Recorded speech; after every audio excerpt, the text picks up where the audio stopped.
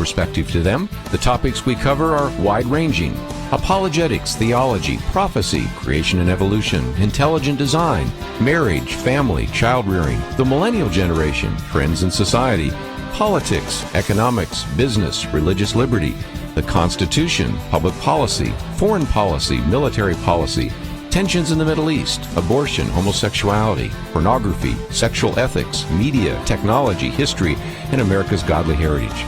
We talk about anything that affects your faith, your family, or your freedom. So don't go anywhere, because Point of View starts right now.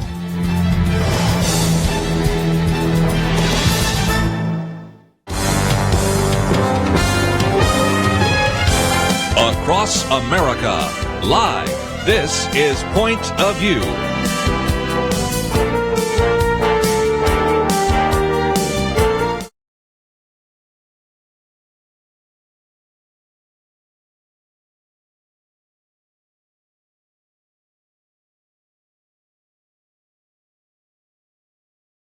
In studio with us today, Brian Fisher. He's been with us before, not only in studio but by phone, but we're going to be talking about his new book, Deliver Us from Abortion, Awakening the Church to End the Killing of America's Children. Brian is the president and also the co-founder of Online for Life. We're going to be talking about this book, but also he is an individual that has spent lots of years in the media before really working in the business field as well.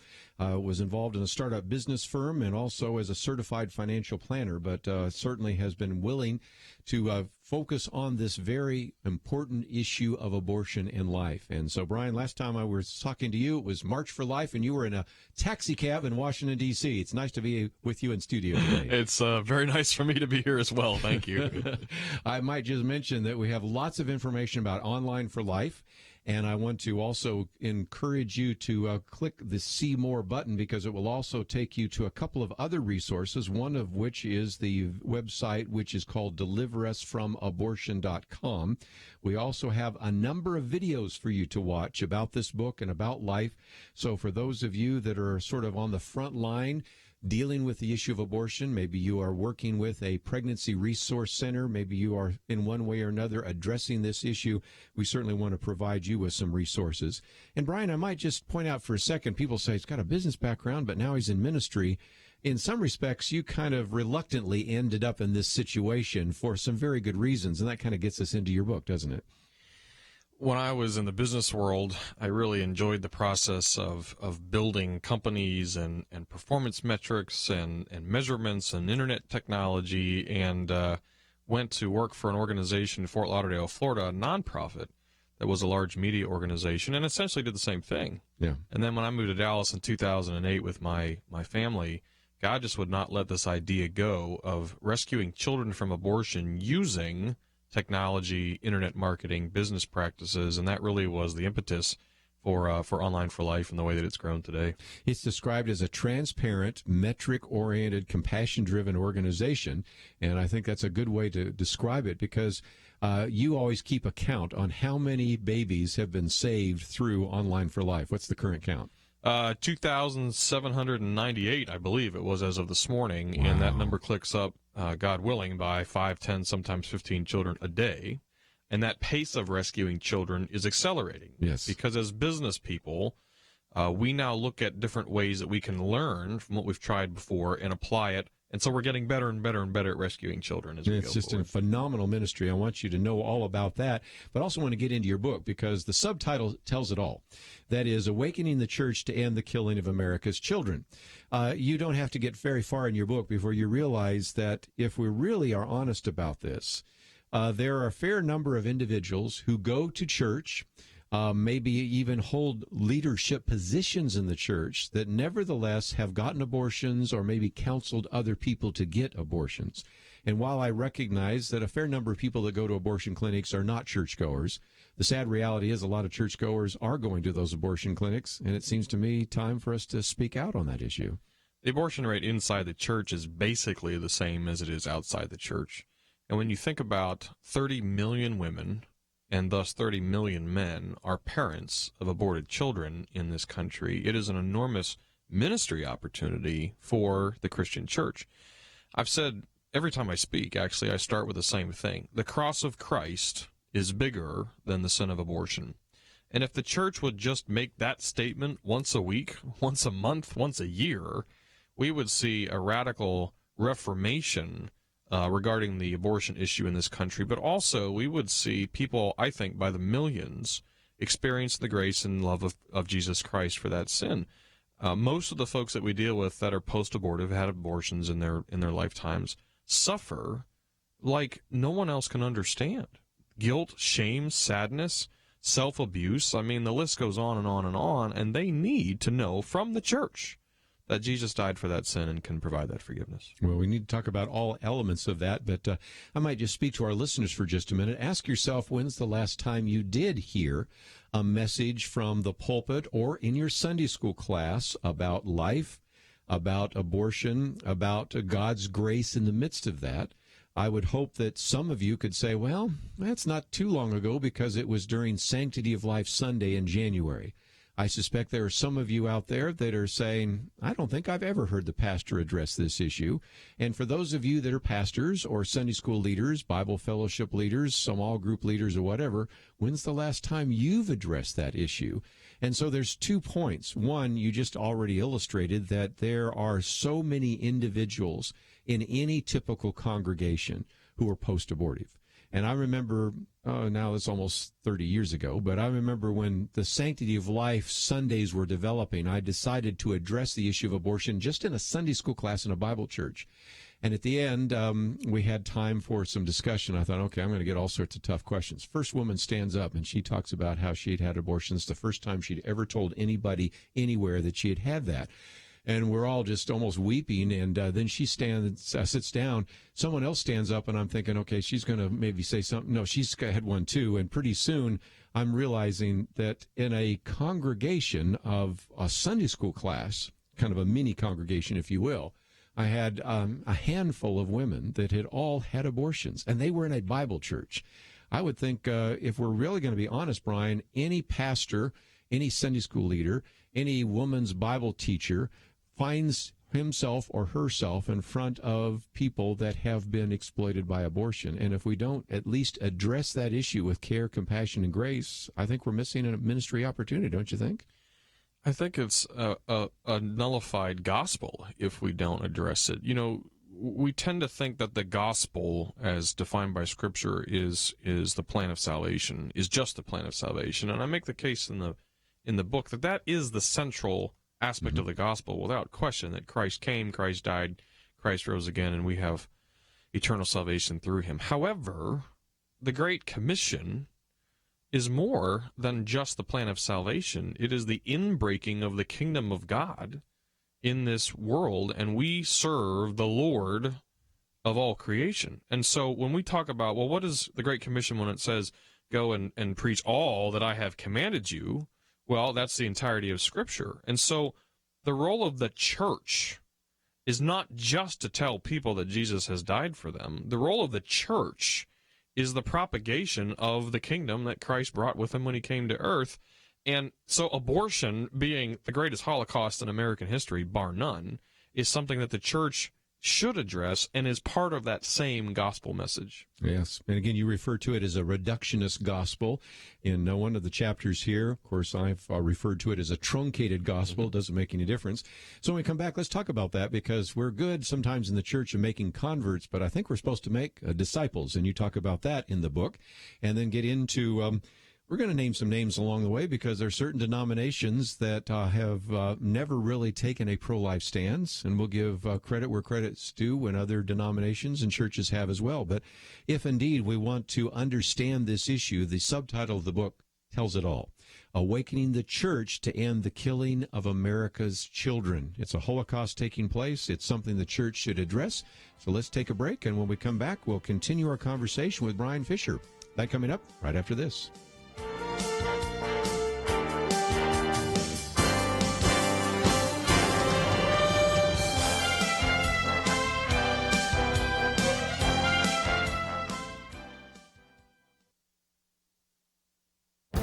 This is Viewpoints with Kerby Anderson. Ayaan Hirsi Ali begins her commentary with these words: I was a Muslim refugee once. I know what it's like. She was en route to Canada to consummate a marriage arranged against her will by her father. At the Frankfurt airport, she fled to the Netherlands. There she learned Dutch and received a master's degree in political science before coming to America. Now, she has worked as an interpreter for abused Muslim women and also understands the Muslim refugee experience. And in the course of working with Muslim communities, she has found 4 different types of Muslim immigrant: adapters, menaces, coasters, and fanatics. Many Muslim immigrants have adapted over time by adopting the core values of Western democracies. These Muslims have become great U.S. citizens and are the type of people we want to welcome to our country. Now, the second group are mostly young men who she says are menaces in their homes and outside in public. They've been subjected to domestic violence and go on to commit it themselves. Coasters are a third group of Muslim immigrants. They usually have little or no formal education and will thankfully accept welfare and live off it, and also invite their families from abroad to join them on the welfare rolls. Finally, there are the fanatics. Those use the freedom of the countries that gave them sanctuary to spread an uncompromising practice of Islam. These immigrants are certainly the group we want to keep out of America. Her analysis of Muslim immigrants is necessary for our discussion of immigration. We cannot just assume that all Muslim immigrants will perfectly adapt to the American culture and adopt Western values, nor should we assume that all Muslims are fanatics. We need to find a way to welcome adapters, but also exclude those who won't contribute to this country. I'm Kerby Anderson, and that's my point of view. Take Kerby and the Point of View team with you on the go with the Point of View app. Search for Point of View Radio at the Apple or Google Play stores.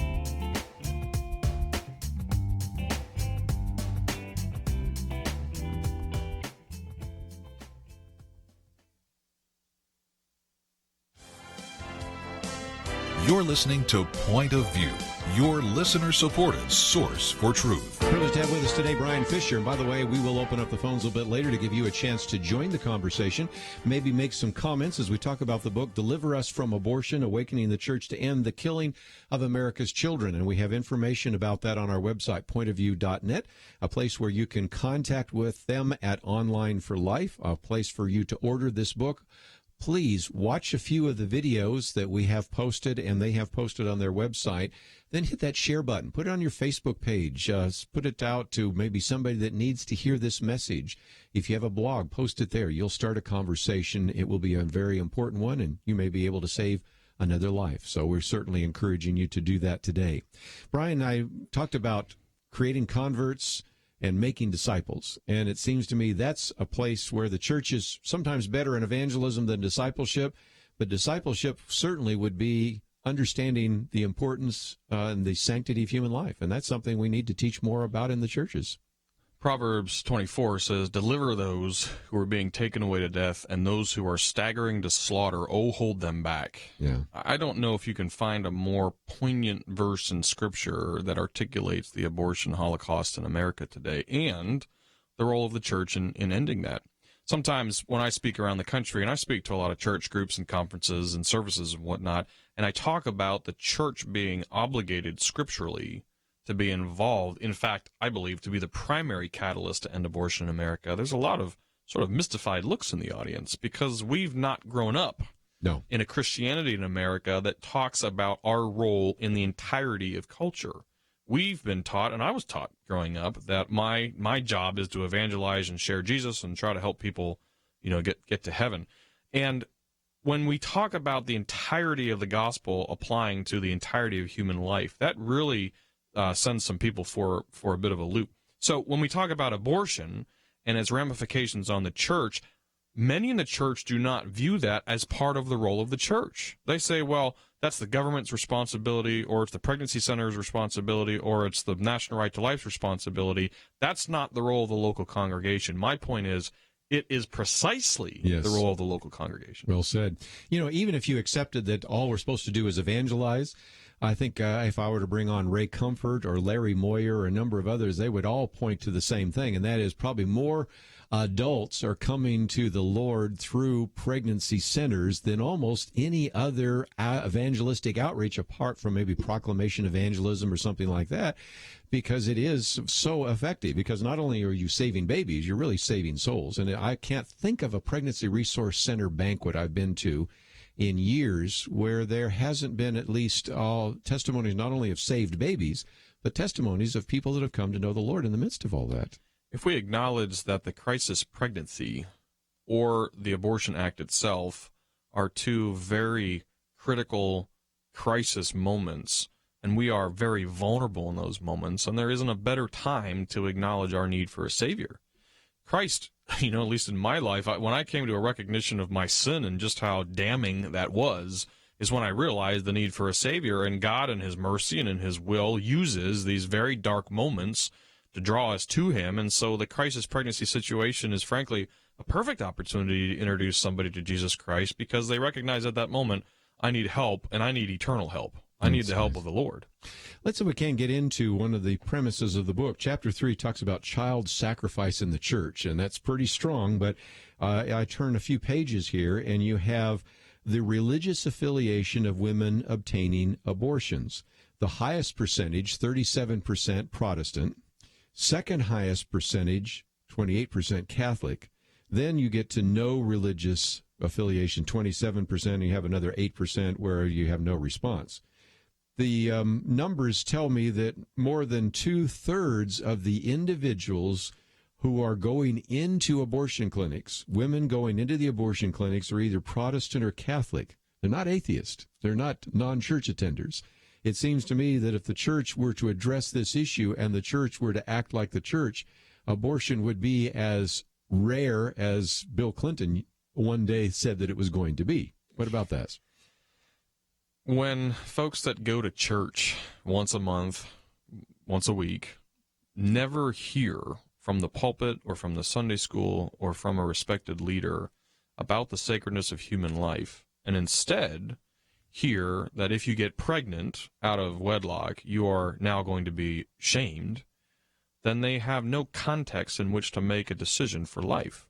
And so, although those statistics are shocking, in light of the fact that precious few congregations are talking about abortion on a regular basis, it really isn't that surprising, because people are making decisions based on what they hear in the culture or from the mainstream media, who for 43 years have been expertly, brilliantly articulating why abortion is a woman's right and is something that is healthy for society. There's no counterbalance. Yes. Well, it does seem to me that we need to change that monologue and that filibuster taking place.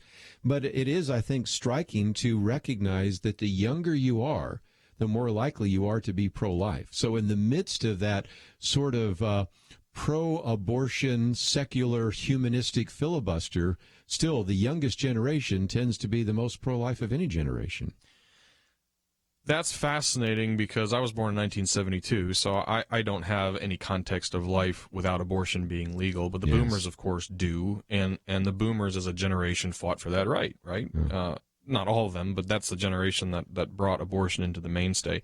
The millennials have an interesting perspective. They don't really want to hurt anybody. Yeah. So they have a very pacifist approach, and so intuitively they understand that abortion is the killing of a human life. That's scientific fact. It's not opinion. And so they inherently just don't like it because it's sort of violent. Now, ironically, it is the millennials who are the generation that are currently aborting their children.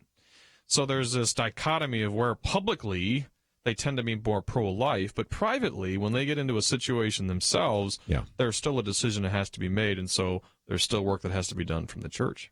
You know, Sean McDowell and especially John Stonestreet have written on some of these things. I think John Stonestreet had a great little line. He said, the typical millennial will say, I think abortion is wrong. And so they're more likely than any generation to say, I think abortion is wrong, I think it's morally wrong, and I would not do it.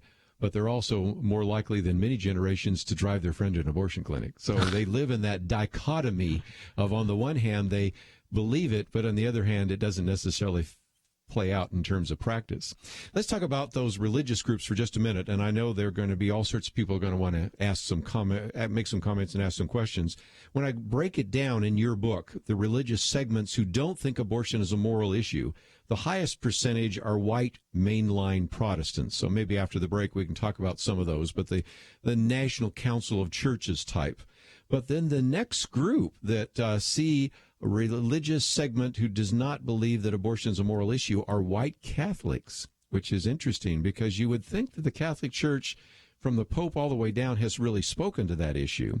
And then you work your way to others, but it is kind of striking that further down, white Protestants, black evangelical Protestants, that's a lower percentage. So I don't want to paint with a broad brush, and anybody reads the book will see very quickly that what is taught from the pulpit and what is actually part of the doctrinal statement or of the catechism of that particular denomination also seems to have a really profound impact on whether or not that individual is going to go and look for an abortion if he or she, if she's pregnant and if he or she is feeling that abortion is the only answer.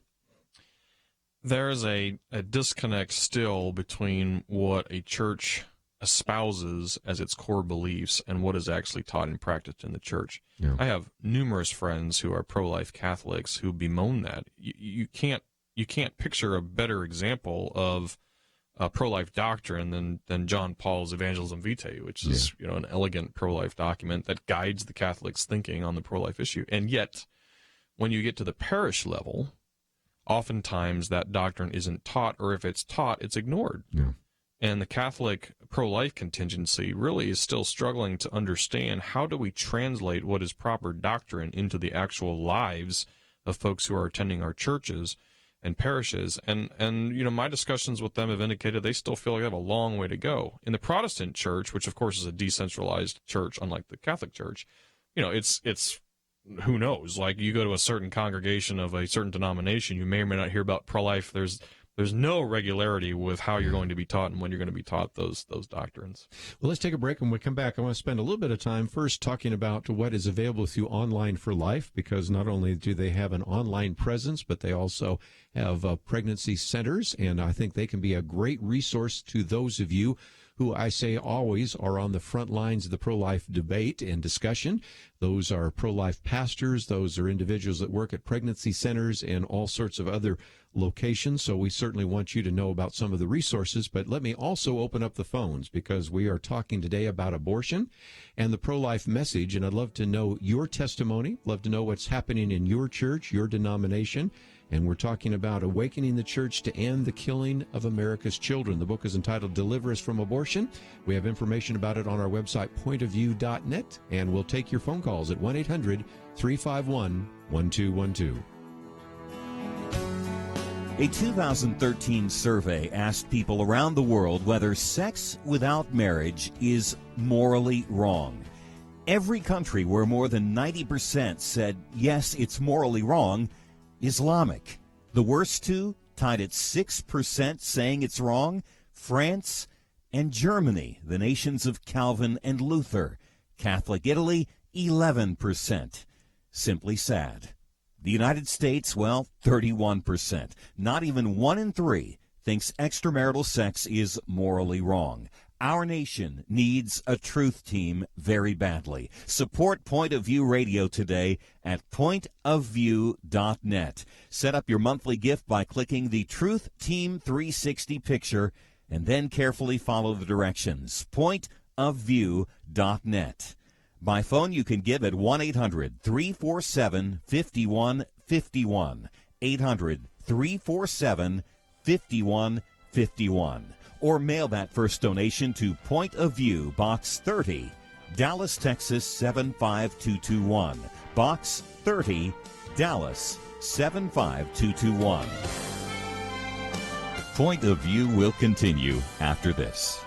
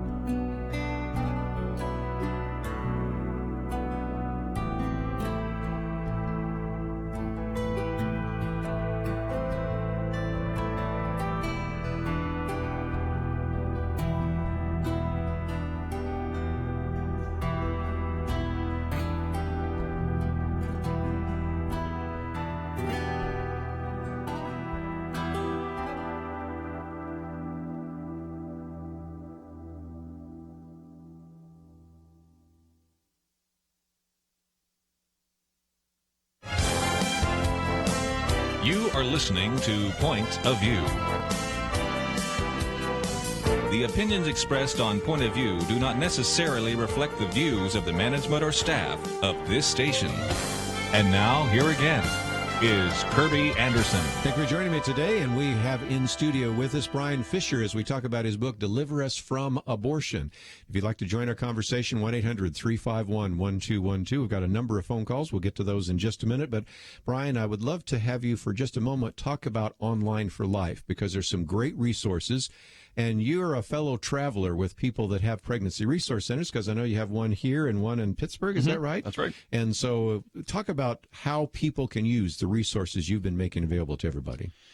Well, if you are a fan of prayer, and I hope you are, one of the best resources that we provide is a free smartphone app that you can go to prolifeapp.com, prolifeapp.com, download the app, plug in your email address, and then you can actually intercede for a woman who is at risk to abort right now.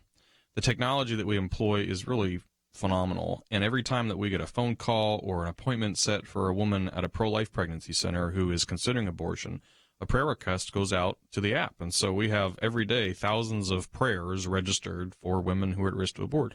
We believe that abortion is primarily a spiritual issue and must be fought with spiritual tools, and prayer is obviously our primary tool apart from the word. And so that's a great resource. If you haven't already joined us on Facebook, facebook.com/online for life, there's a community of 630,000 people around the world, 45 countries, the most active pro-life social community in the world. Join us there, because every time that we have a new initiative, a new opportunity, we're going to announce it there, and that's a great way to get started. So those two are probably the best ways to get linked in. And again, we have links to Online for Life as well as deliverusfromabortion.com and so many others. But let's take some phone calls along the way, get some of your comments. We'll head out to Texas first. Brandy, thank you for calling today. You're on with Brian Fisher.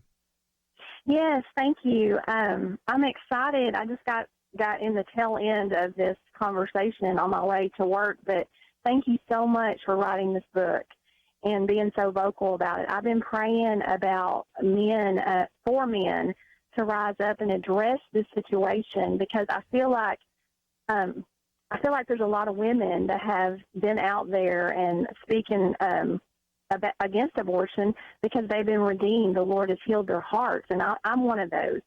And so since then, I've seen the need for men to rise up, and I don't even know if you're post-abortive or not, but I just thank you being a man rising up and saying, okay, we've got to get into the churches, and men of God have got to rise up and address this situation. And so I just want to thank you.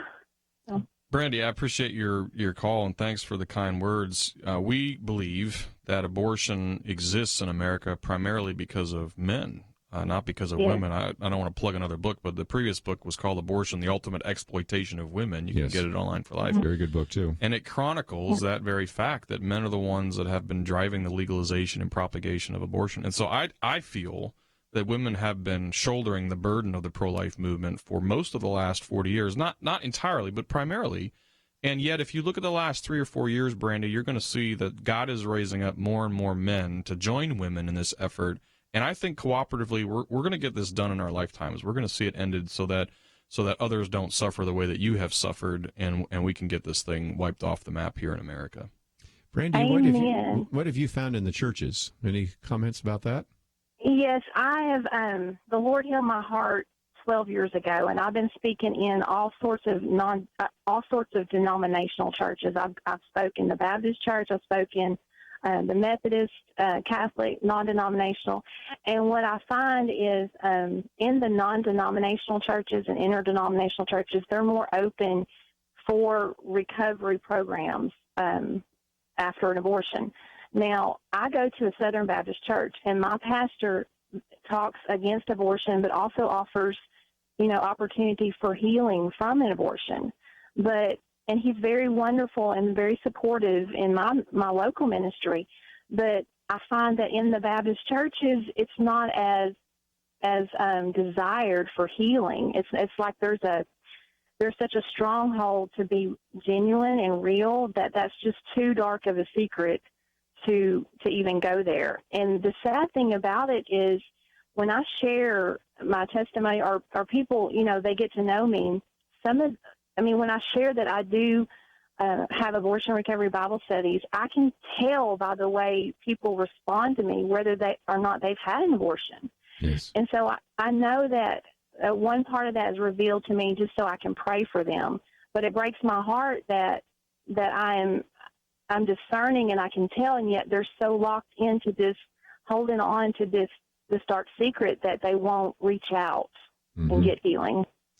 Let me come to you for just a minute, Brian, because in your book you talk about some of the things you hear from pastors. We don't want to offend anyone. To teach about abortion is self-indicting, which is true. Abortion is not a core issue for us. And of course, we've already talked about the other one, the focus on the reductionist gospel. I mean, you have a whole chapter really addressing some of the kinds of comments you hear from pastors who are somewhat like pastors Brandy's talking about. They go, we just don't talk about that in our church. In fairness to pastors, it's extraordinarily difficult, and they have a lot of balls in the air, and they have a lot of things that they have to take care of, and they're trying to appeal to a broad range of folks in their congregation. So I get that. My point to pastors, however, is you must recognize that in your congregation, regardless of what state you're in, you have people who are like Brandy, who for years were suffering shame and guilt and remorse for an abortion, and they are not hearing from you that sin is covered by the cross. Where else are they going to hear that? And so I'm not suggesting that every church needs to get involved politically, that every church needs to get involved and picket Planned Parenthood. There are churches that do that, and that's good. But every church should have some sort of initiative that deals with this abortion epidemic. 1/6 of the United States population is missing because of abortion. We cannot just brush that under the rug and say, well, this isn't an issue that affects my congregation. It does. You're missing 1/6 of your congregation. Yeah, very well said. Let's take another phone call. We'll go up to the state of Wyoming this time. KCMI. Jan, thank you for calling today. Hello. Hello. I'm sorry. I'm just stopping my car. I, like Brandy, caught the tail end of what you were talking about. And I wanted to share with you that there's another place in the Bible that got my attention, why I should be involved, and that was Leviticus 20. And they were talking about when they were sacrificing their babies to Moloch. Mm-hmm. And God told them that if they knew that it was happening in their community and they did nothing, first of all, his face would be turned against the people that were doing that. And then his face would be turned against the ones that didn't do anything to try to stop them. So I just thought I would. That's a fabulous point. It's interesting in the Old Testament and the prophets. There's 3 times where God, through, I think it's Jeremiah, uses this phrase in relation to child sacrifice. And the Old Testament often uses the phrase "passing through fire," the children passing through fire offered to Moloch through child sacrifice. And God uses the terminology, "It did not even enter my mind that you would do this." And child sacrifice is sort of the last straw before judgment comes. And so Jan's exactly right. We not only need to be offering the grace and forgiveness of Jesus Christ, we need to be asking for forgiveness for allowing 57 million children to be sacrificed in the name of convenience or financial security or all the other really lame excuses that we use to justify abortion, and prostrate ourselves before Almighty God and say, look, we will bind ourselves together and end this for your glory and for our nation's benefit. Thank you, Jan.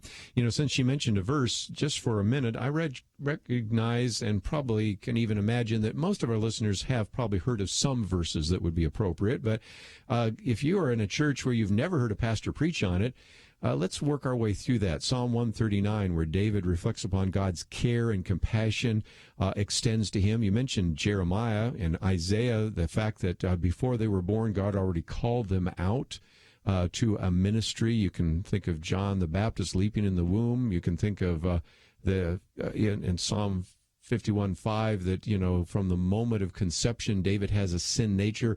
There are quite a number of verses that you talk about in this book, and certainly people can find on your website, to help them understand biblically how they should think about this issue of abortion. Well, and one of the passages which spoke to me that I for some reason I never really thought through was the incarnation. We think Jesus came to earth as a baby. Jesus came to earth as a zygote.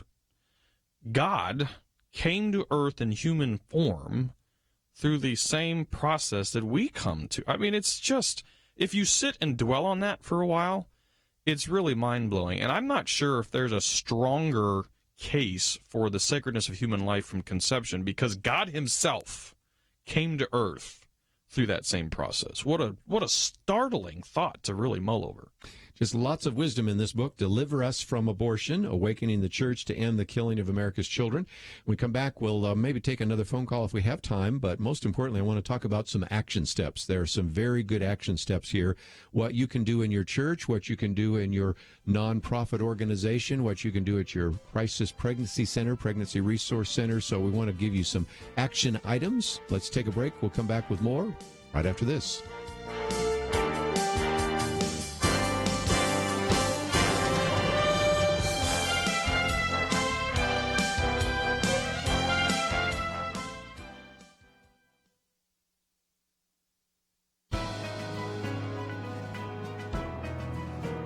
Welcome to the First Liberty Briefing. I'm Jeremy Dice. The city of Mission Woods, Kansas covers just 64 acres outside of Kansas City. Its part-time government leadership is concerned that the expansion of the Roman Catholic Archdiocese of Kansas City into their small town is going to cause problems. The Archdiocese purchased a derelict home in Mission Woods. The roof had holes in it. Animals roamed the attic freely. But the Archdiocese favored the house for prayer groups, religious meetings, and religious education throughout the week. Nonetheless, the Mission Woods City Council has twice denied their application, citing traffic and parking concerns. In the past, the City Council has approved more expansive land use in the same area for secular groups like athletic fields for the local high school and a significant parking lot for the University of Kansas Health System. It appears that sports and parking are preferred by the City Council, but parking for religious meetings is unwelcome. The Archdiocese has taken the appropriate step to file a lawsuit under the Religious Land Use and Institutionalized Persons Act, or RLUIPA. It may appear insignificant, but this case gives all the appearances of religious discrimination. Congress understood that city councils could easily hide religious discrimination within neutral rationales and zoning ordinances like traffic and parking. RLUIPA forces a closer look at those seemingly neutral defenses, requiring an agency to demonstrate their fairness. To learn how First Liberty is protecting religious liberty for all Americans, visit firstliberty.org. You can learn how to protect religious freedom in the workplace, public schools, church, the military, and more by downloading First Liberty's free Religious Liberty Protection Guide at firstliberty.org. That's firstliberty.org. If you want hope for religious freedom, go to firstliberty.org.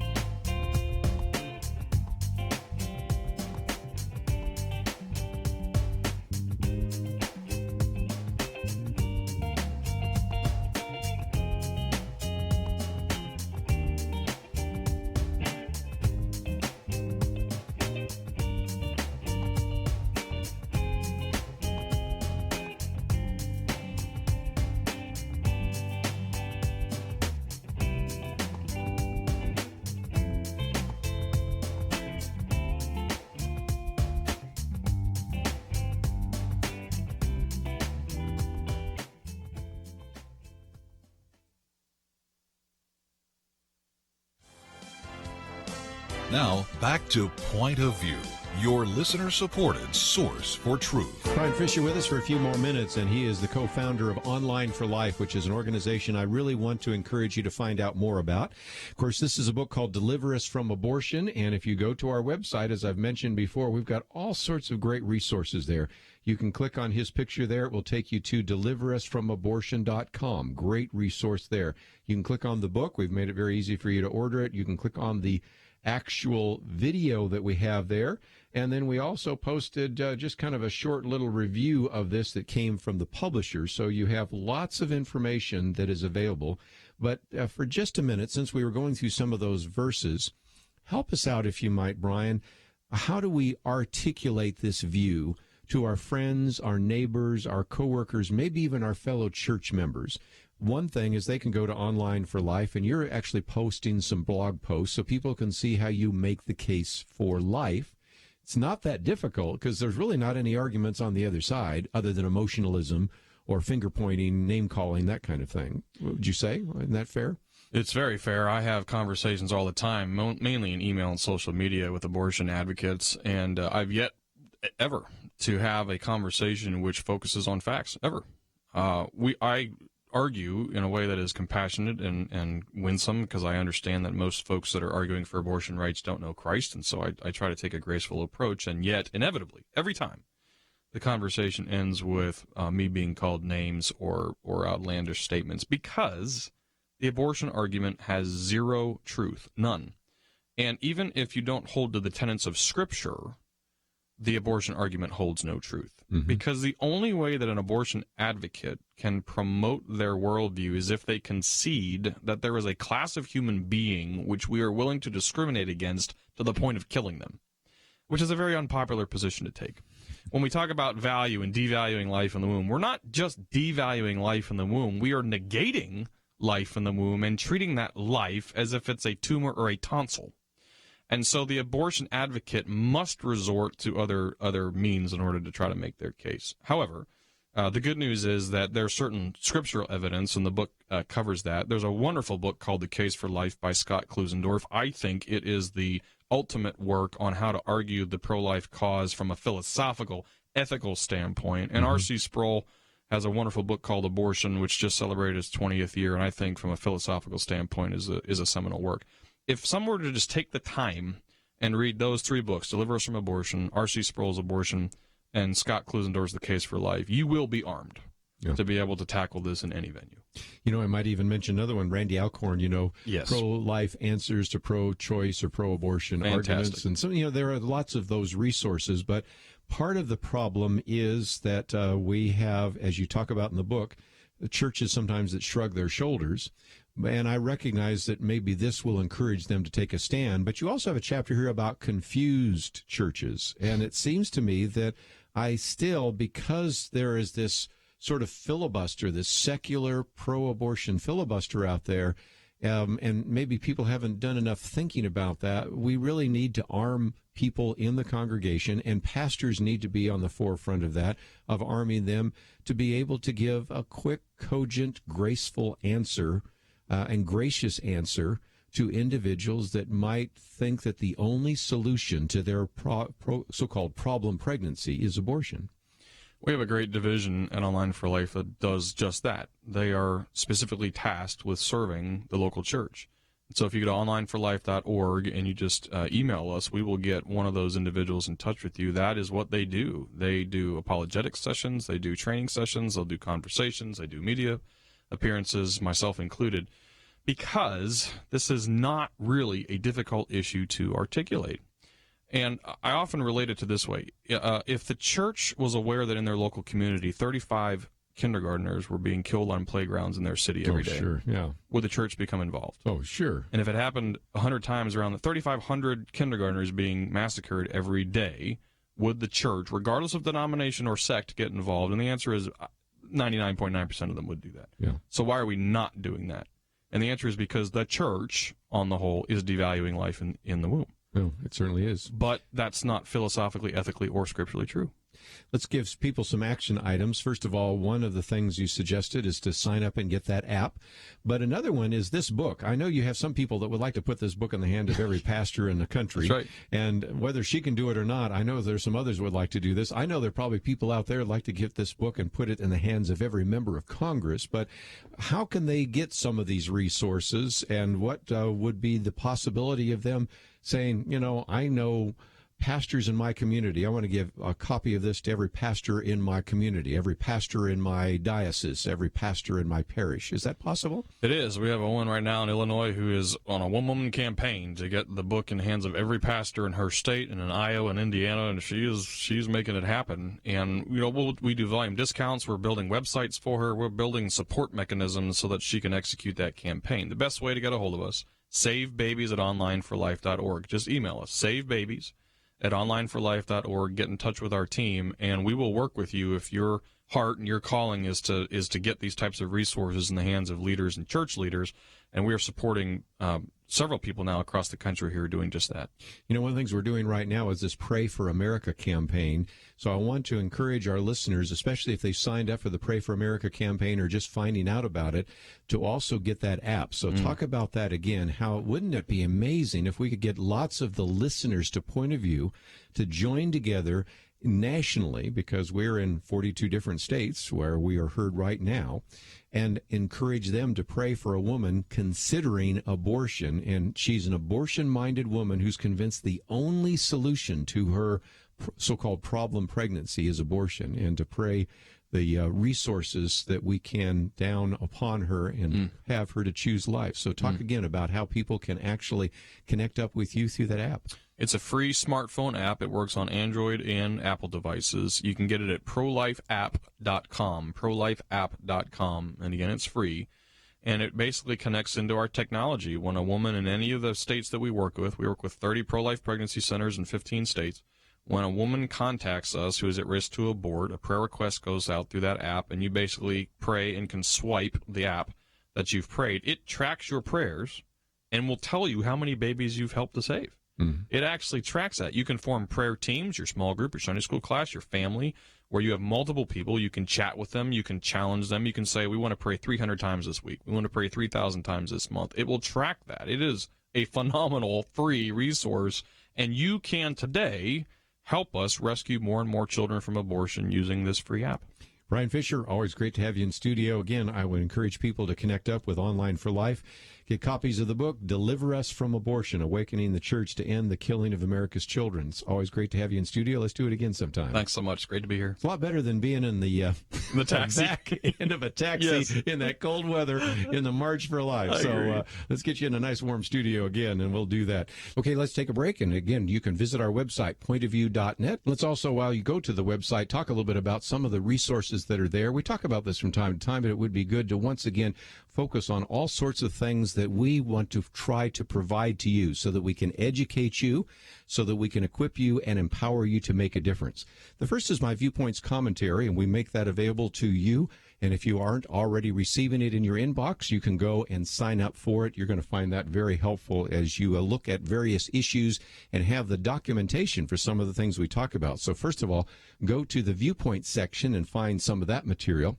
Certainly take the time to visit the website, pointofview.net. As you do so, don't forget that we, of course, are dependent upon your financial gifts to keep this program growing, and so anything that you can do to help us out financially would be greatly appreciated. Any gift of any size is helpful, and I might also challenge some of you that have not supported this program to maybe just even consider sending a one-time gift. This is a way in which you can help us to be more effective, and so we certainly would encourage you to go to the website pointofview.net, and I might encourage you to bookmark it as well. Take the time to visit the website pointofview.net. We'll be back with more right after this. Point of View Radio has been changing lives for a generation. Listeners have been inspired to apply themselves in all kinds of ways, to stand up as lawyers defending the Constitution and freedom, to start Christian schools, training up a new generation, to launch ministries on college campuses, even to run for and serve in Congress. So again, what are you doing to make a positive change? One way to start today is to join the Truth Team, Truth Team 360, and help us change lives. Our nation needs a Truth Team very badly. Support Point of View Radio today at pointofview.net. Set up your monthly gift by clicking the Truth Team 360 picture and then carefully follow the directions. Pointofview.net. By phone, you can give at 1-800-347-5151, 800-347-5151, or mail that first donation to Point of View, Box 30, Dallas, Texas 75221, Box 30, Dallas 75221. Point of View will continue after this.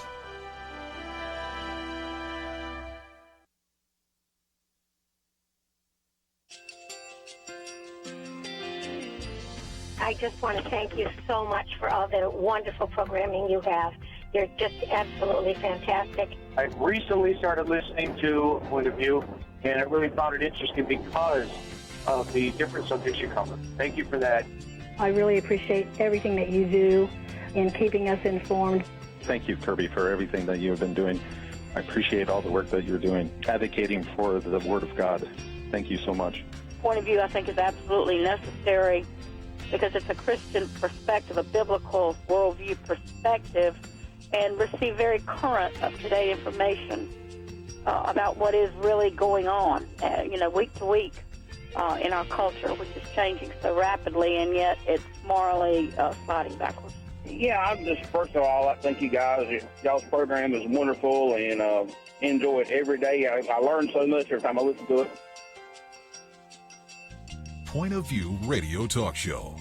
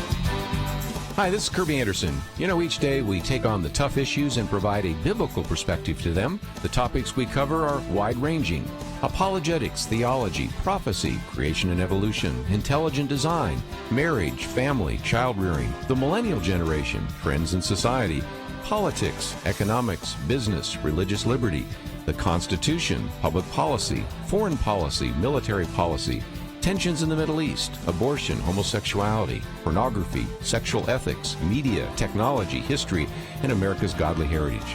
We talk about anything that affects your faith, your family, or your freedom. So don't go anywhere, because Point of View starts right now.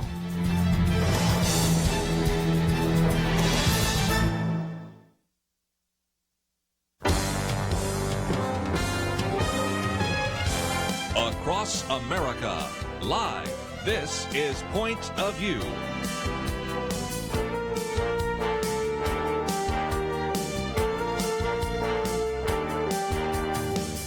And now, Kerby Anderson. This hour we're going to spend some time talking about anger, and that is something that is so misunderstood. Oftentimes people think, well, you're never to get angry. Well, does God get angry? Well, I think so. Did Jesus ever get angry? Yes. Okay, so there may be a positive basis to anger, but we also see how devastating anger can be in a family relationship and in a marriage. So we're going to talk about what's God's purpose for anger and how maybe we can process the anger we might have in a positive way, how to deal with individuals that maybe are angry with you, how to address the issue of anger in your children, in your spouse. There's a lot that we're going to cover, and it comes from an individual that we have talked with so many times here on the program, Dr. Gary Chapman, probably best known, of course, for his 5 love languages and his 5 love language series, as well as his radio program and all the various aspects of that. Of course, he's a speaker, a writer, and a counselor, and director of marriage and family consultants, and he is going to really, in a sense, help us deal with this issue of anger. So, Dr. Gary Chapman, welcome back to Point of View. Well, thank you, Kerby. It's good to be with you again. Always good to have you on the program, and love your basic common sense biblical perspective on this. And anger is, I guess, one of those topics people might not have think you would write about because you're so known for love languages. But as a counselor, you well recognize that one of the biggest issues to address when you're dealing with marriage and family issues is this issue of anger, isn't it? Well, you're exactly right, Kerby. I think many marriages have been destroyed by mismanaged anger, and many children have been greatly hurt by mismanaged anger on the part of their parents. So this whole issue of understanding anger, where it comes from, what's the purpose, how do we channel it in a positive direction, the whole thing is just extremely important in having healthy family relationships. Might just mention that we have information about your book, which is just out, published by Moody Press, so look for it in your local bookstore. Of course, there's a way you can order as well.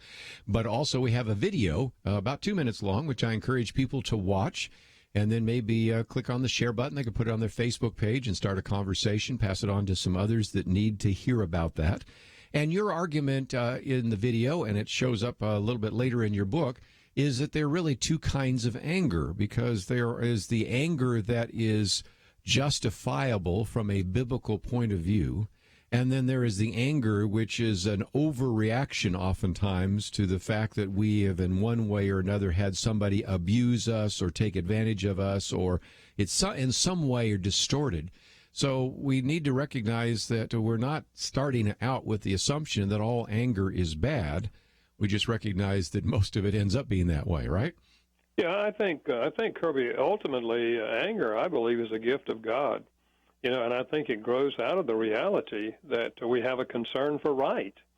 As you mentioned earlier, God, the Bible says God is angry every day with the wicked. And I think the reason God feels angry is because the wicked violate his principles that he's laid out for us. And when they do, they hurt themselves, they hurt everybody around them, they ultimately hurt the kingdom of God, and God feels anger. And I think we feel anger for the same reason. We have this sense of right. Even if we're not a Christian, we have a sense of right. And when our sense of right is violated, we feel angry. And so, that kind of anger is wholesome, is good, is a gift of God. But just as Satan has twisted and distorted every gift of God, he's also twisted and distorted anger. And so not all of our anger grows out of a violation of what is right. Often It's simply we didn't get our way. You can see it in a 4-year-old. Sure. Asked for a candy bar and didn't get it, and they get angry. Well, that's not legitimate anger. It's that they didn't get what they wanted. So we have both kinds of anger as an adult as well. But even at a young age, kids sometimes have a sense of justice, too. That's not right. You promised. That's not fair, and you talk about that. But you have a section here on when anger can be good, and I thought that was good just to mention for a minute, because we're going to talk about the negative aspects, but certainly what made Jesus angry, you deal with that. You talk about a mother's responsible to a terrible wrong, and that's mothers against drunk driving. You give another example, of course, of William Wilberforce standing up against slavery. And, of course, we could add to that Martin Luther King Jr. and the Civil Rights Movement and on and on and on. That chapter is a reminder that anger channeled in the right way sometimes leads to positive social action. And that's something that we should not hide or dismiss or diminish, because those are very important actions that have led to greater justice in our world.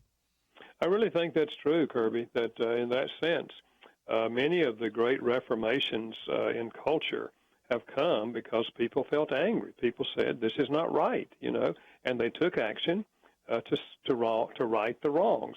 And as you mentioned, Wilberforce and others, it took years and years for that to really happen, but at least they were moving in the right direction. All great social reform really is born out of anger. But as you know, Kerby, and I know, even anger at social issues can be handled in a positive way or can be handled in a negative way. Let's talk about that, because you have a chapter on when you're angry for good reason. You can even be angry and be good and angry, as some people like to say, but then you can respond inappropriately and thus miss the opportunity of that gift that God has actually given to you. So let's talk about that for a minute. We're going to be focusing most of our time and attention for the rest of the hour on the negative aspects of anger. But for just a minute, if somebody is upset about social injustice, maybe they weren't paid what they felt that they deserved, somebody violated them in some way, and so they have a right to be angry. They actually are following, if you will, a biblical principle in their anger, but how do they prevent from using the wrong means to address it in a positive way? Yeah, and I think that's what we've seen. When people are burning buildings, for example, and setting cars on fire, that's not, the anger might be legitimate over what happened, but it's not helping the situation. It's making things worse. And now other people get angry at them for what they've done because what they did was wrong. So, that's why I think the Bible says, being angry, sin not. Whether it's a social issue or whether it's a personal thing that's been done to you, we may well have legitimate anger, but don't sin in that anger. Take steps that will be positive. And the biblical pattern is, on a personal level, if someone has wronged you and consequently you feel angry with them about it, if they don't come to you immediately and apologize, you go to them, Jesus said, and you confront them. And if they repent, you forgive them, and the whole thing's resolved. So always God's purpose is that the legitimate anger, what I call definitive anger, is for the purpose of motivating us to take positive steps to make things better. And often, of course, we take steps that make things worse. And again, I think the value there is sometimes to take some time, first to acknowledge that you are angry, but restrain yourself from taking an initial reaction. Proverbs 29 says, fools vent their anger, but the wise quietly hold back. Really begin to think through what's the appropriate response and maybe take a more constructive action item. So indeed, you may have been harmed. Your anger may be positive, but you can blow the opportunity, if you will, by sometimes taking the wrong action in the midst of that anger. So we're going to take a break, and we'll come back and spend some time getting into that in a little more detail, but then also looking at the negative aspects of anger. And that is, of course, what is tearing marriages and families apart, certainly destroying the cohesion even of football teams and businesses and all the rest. So we're going to continue our conversation with Dr. Gary Chapman about anger. We'll do that right after these messages.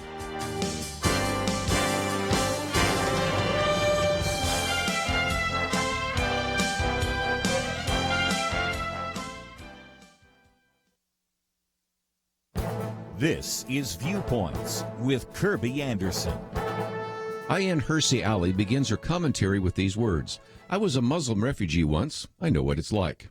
She was en route to Canada to consummate a marriage arranged against her will by her father. At the Frankfurt airport, she fled to the Netherlands. There she learned Dutch and received a master's degree in political science before coming to America.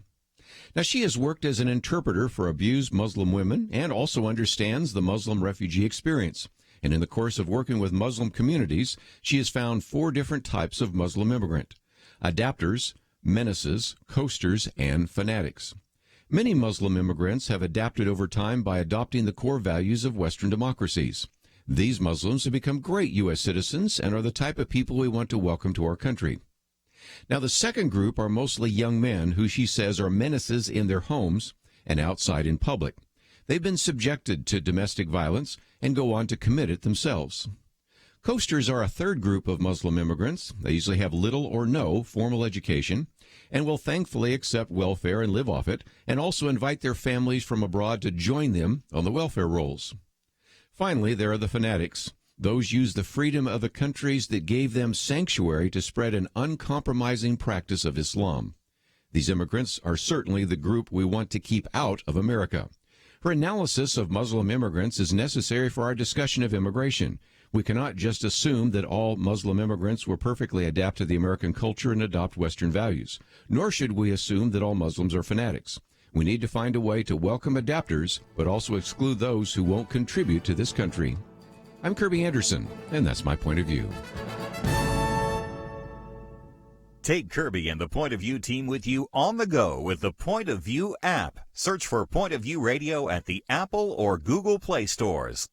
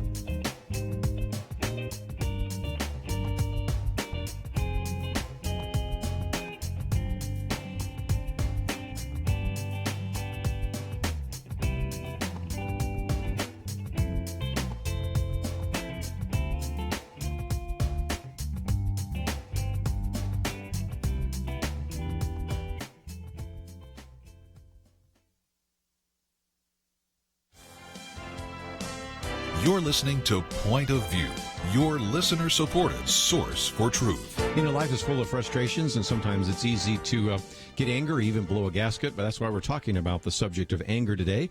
The book is entitled Anger, Taming a Powerful Emotion, and it is written by Dr. Gary Chapman, and it is published by Moody Publishers. And Gary, we were talking about the positive aspects of anger, but even there, we have to be very careful that our response, even when we may be justified in being angry, is one that is God-honoring.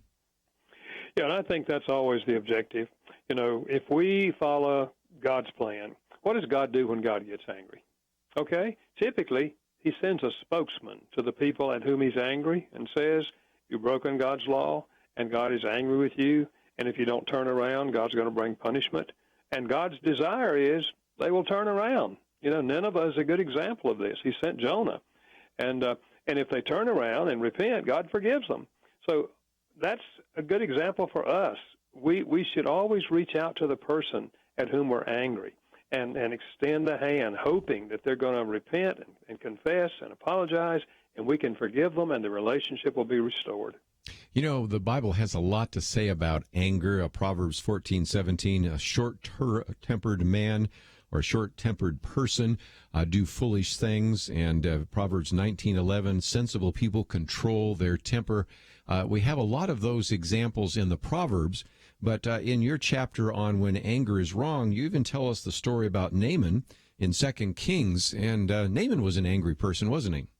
Yeah, it's another example of someone who got angry, not because a wrong was committed, but because it wasn't done their way. You know, he was a leper, and he was advised to go to Israel, to the prophet of God, and that he would pray to God, and his leprosy be forgiven. So he went over to see Elijah, and he sent out a servant and said to him, hey, just go dip 7 times in the Jordan River, and you'll be clean. And he got super, super angry. He said, you know, I have Rivers in my country. Why are you sending me to the dirty Jordan River? He went away angry because the prophet didn't do it his way. In fact, he actually said, I thought he would come out, hold his hand over my prophecy, pray to his God, and heal me. Since he didn't do it his way, he was angry. And finally, somebody prevailed and said, look, why don't you try what the prophet said? Go dip in Jordan and see what happens. He did, and he was healed. So many biblical examples of that. Cain got angry with God because God didn't accept his sacrifice, and he accepted his brother's sacrifice. But the real issue was he didn't offer the sacrifice God required, and God had already told him that. So, there are biblical examples and many examples in our own lives when we get angry because we simply did not get our way. Well, and another aspect of that, you can see it with Naaman, you can see it with David, you can see it with the Egyptian Pharaoh and others. If you're in a position of privilege, as a leader or a king would be, they're used to getting their own way.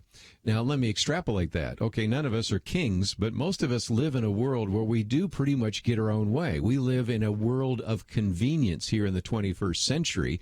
So we're used to basically having everything the way we want it. And when we go in and order coffee, we know exactly how it's supposed to be. And when we put something in the microwave, we expect it to take only a certain amount of time.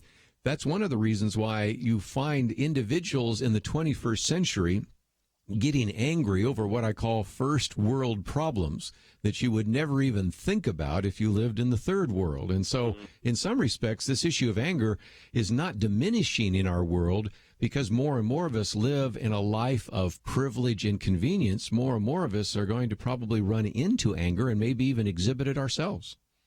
I think that's true, Kerby, and especially in marriage. Before we're married, we do things the way we want it done. We get married, we anticipate our spouse will do things the way we want them done. Yes. Simple things like loading a dishwasher. I remember in my own life, I got super angry with my wife by the way she loaded a dishwasher. I'm a very organized person. I believe the dishwasher should be organized in a certain way. My wife would load the dishwasher like she was playing Frisbee, And I gave her lectures about, God is a God of order. And I finally realized, and we finally settled the whole issue, and she said, honey, I'd be really happy for you to load the dishwasher, and you can do it your way. Yes. Well, that brings us to one of the principles you talk about, that is negotiating and understanding, to sometimes say, this really bothers me. And so whether it's the cap on the toothpaste tube or whether it's the way in which you load the dishwasher or how you use the remote control on the television or where you park your car in the garage, whatever, sometimes there just needs some open conversation in what you call a non-judgmental atmosphere. Yeah, and you have to acknowledge, first of all, that anger is not legitimate anger. I was mad at my wife simply because she wasn't doing it the way I wanted it. She didn't sin. It was no sin the way she was doing it, So you have to recognize that first and acknowledge to God, forgive me for being so self-centered that I have to have everything my way. It's a sign of immaturity. But then you can still go back and negotiate. You can go back and talk about it. Honey, I really did feel angry when this happened, and I know that it's not sinful, but it does irritate me. Is there any way we could negotiate? What could we do here? Is there a possibility you could change? Or maybe I just need to change my perspective. So it's okay to go back, especially in a close relationship like marriage, to go back and try to negotiate something that will work better for you in the future, and it will not continue to be, an irritation for you.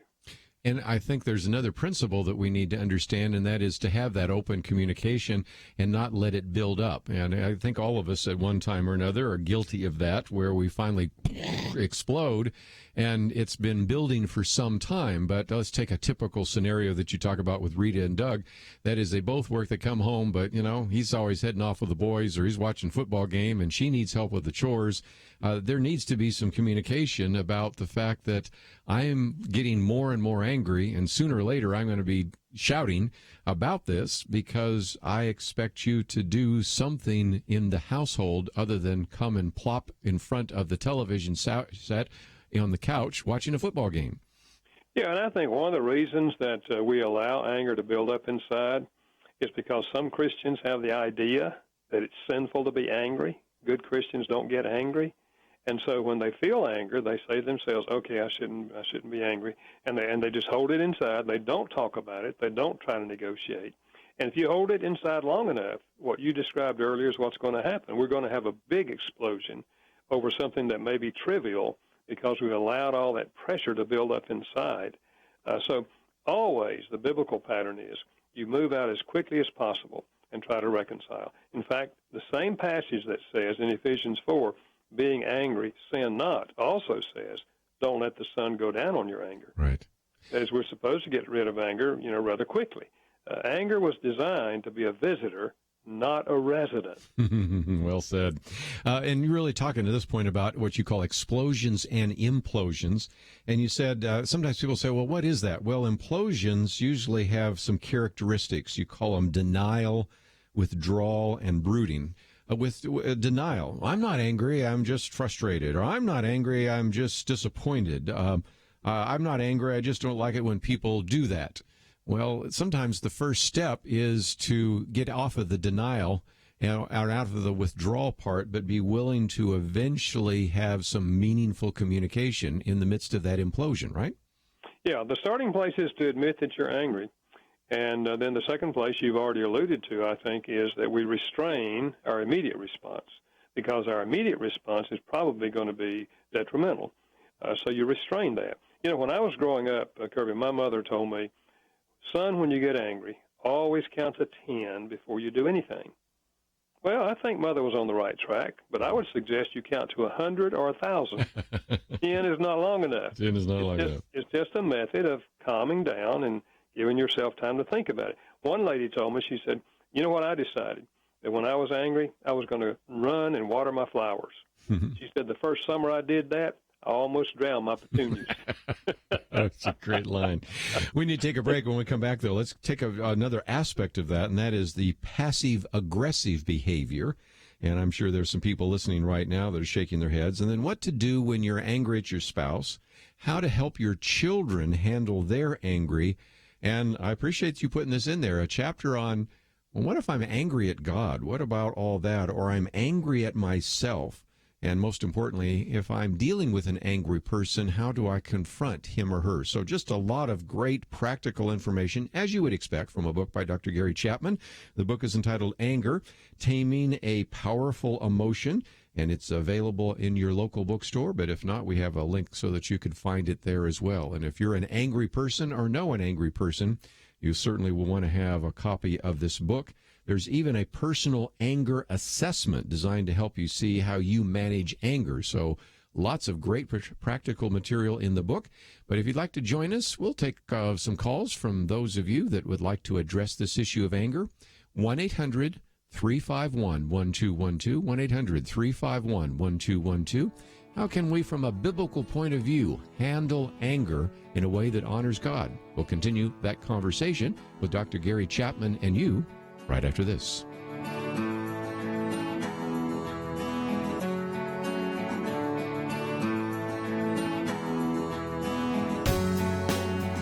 Sarita is a Point of View listener in Georgia, someone probably a lot like you. Listening to your program, she writes, has helped me realize that I do have the power to conduct change in my area and this nation. And with all of the online tools you provide, this power has become even more apparent to me. What can one person do? A whole lot, says Sarita. And then she says, and together we can get even more done. She's right. Sarita is right. This is a moment of opportunity, and together with you, Point of View is looking to accomplish a lot. This program and those online tools she mentioned will only continue being available if we hear from people like you this week. Join Truth Team 360. There are many levels. Check them out. Choose the size of the part you can play at pointofview.net/team or call 800-347-5151. Pointofview.net/team and 800-347-5151. 800-347-5151. Point of View will continue after this.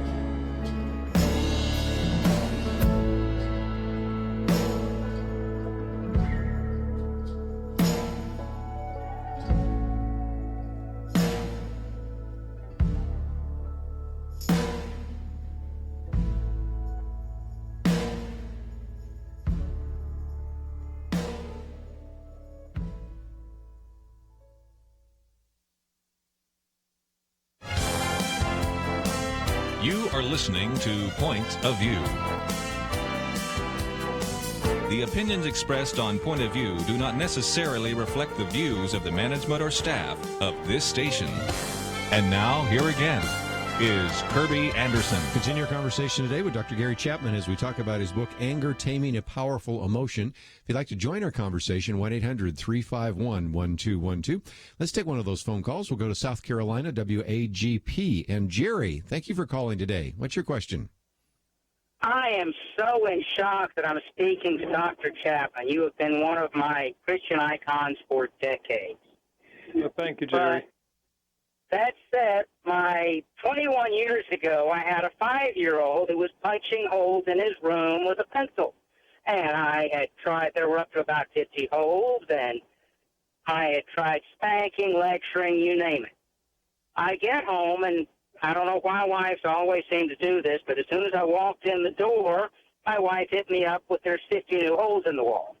I went and I looked, and sure enough, there were about 50 holes in the wall. I went back, and this time I did something different. I went back, and I prayed, and I talked to God, and I spent 5 to 10 minutes praying and, admitting my sin, that I was angry, but this was not the right solution.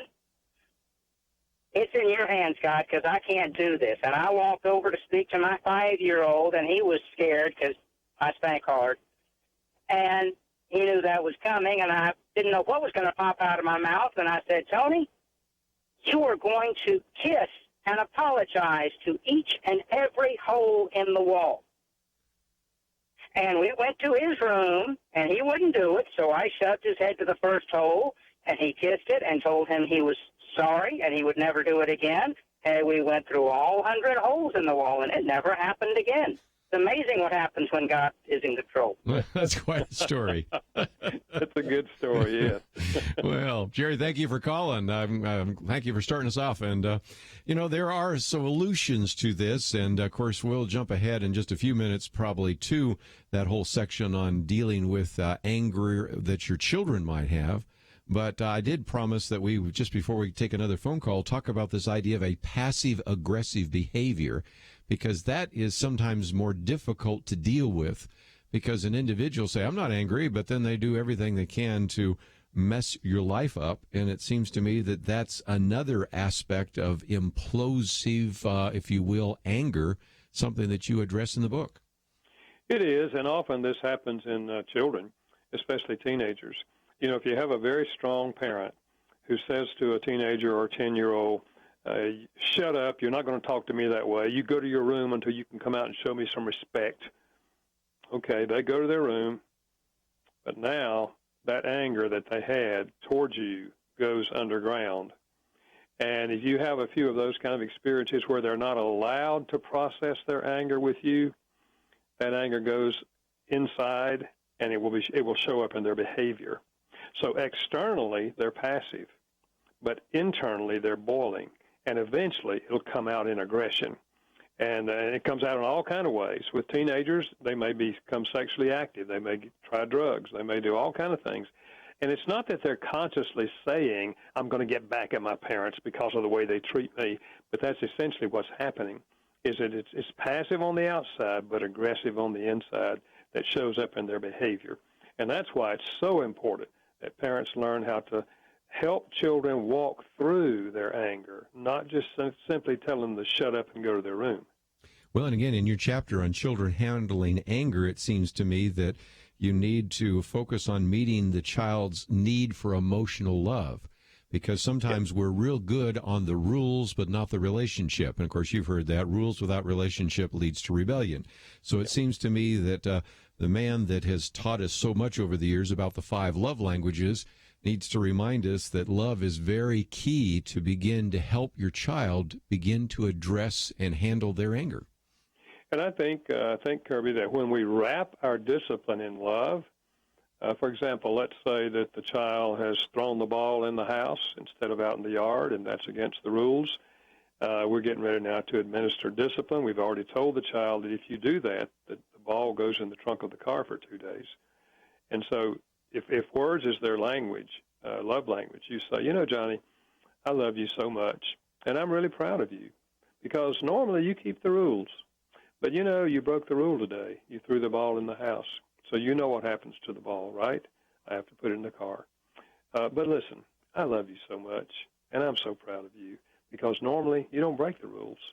And Johnny walks away feeling he was treated fairly, and he's far less likely to ever throw the ball again.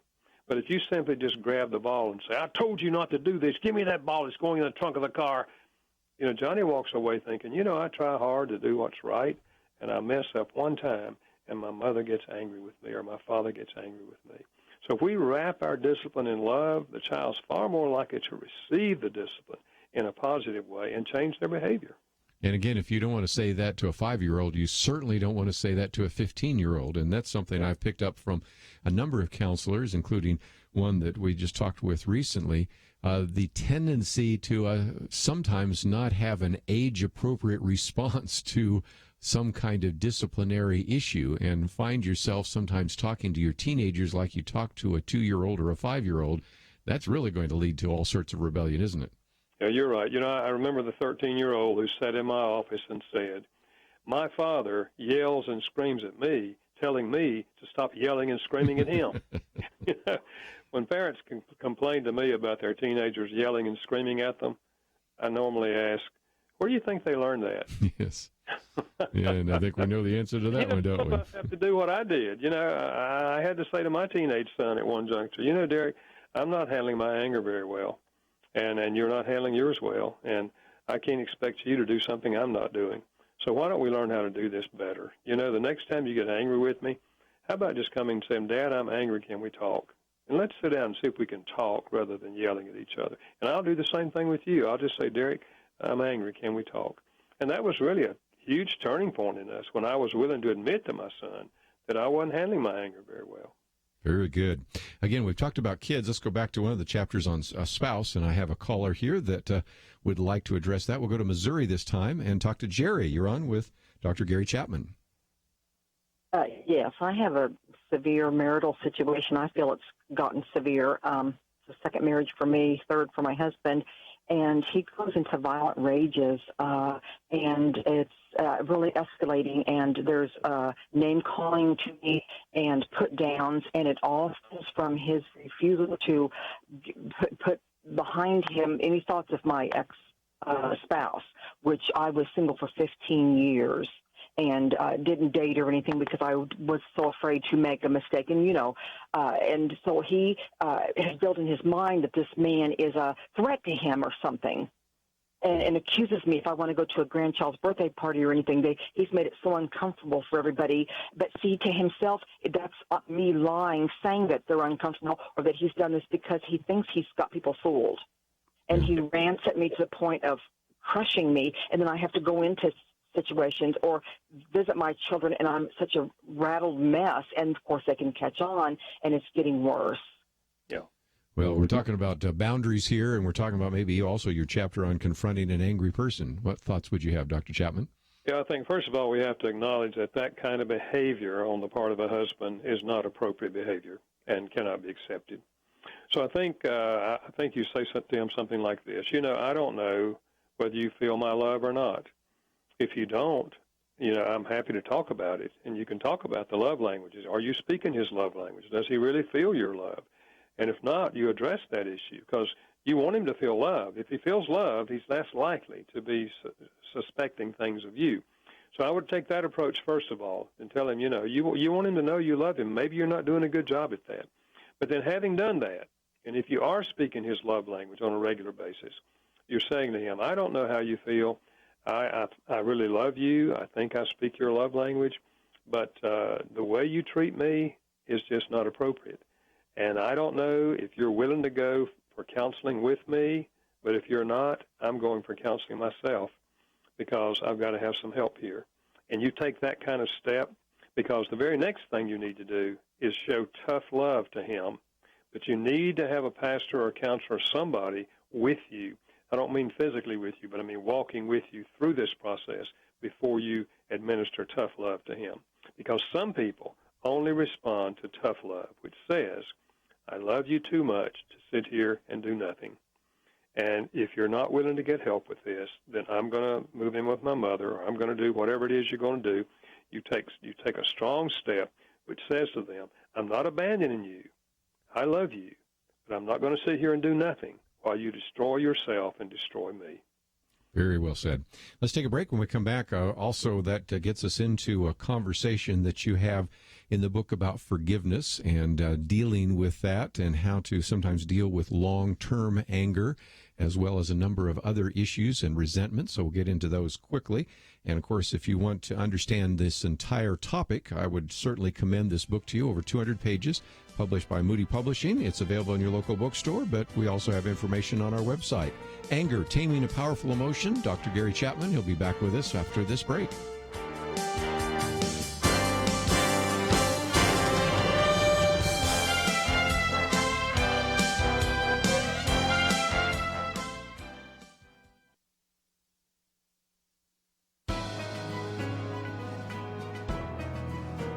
Welcome to the First Liberty Briefing. I'm Jeremy Dice. The city of Mission Woods, Kansas covers just 64 acres outside of Kansas City. Its part-time government leadership is concerned that the expansion of the Roman Catholic Archdiocese of Kansas City into their small town is going to cause problems. The Archdiocese purchased a derelict home in Mission Woods. The roof had holes in it. Animals roamed the attic freely. But the Archdiocese favored the house for prayer groups, religious meetings, and religious education throughout the week. Nonetheless, the Mission Woods City Council has twice denied their application, citing traffic and parking concerns. In the past, the City Council has approved more expansive land use in the same area for secular groups like athletic fields for the local high school and a significant parking lot for the University of Kansas Health System. It appears that sports and parking are preferred by the City Council, but parking for religious meetings is unwelcome. The Archdiocese has taken the appropriate step to file a lawsuit under the Religious Land Use and Institutionalized Persons Act, or RLUPA. It may appear insignificant, but this case gives all the appearances of religious discrimination. Congress understood that city councils could easily hide religious discrimination within neutral rationales and zoning ordinances like traffic and parking. RLUPA forces a closer look at those seemingly neutral defenses, requiring an agency to demonstrate their fairness.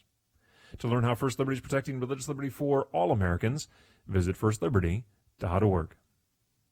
You can learn how to protect religious freedom in the workplace, public schools, church, the military, and more by downloading First Liberty's free Religious Liberty Protection Guide at firstliberty.org.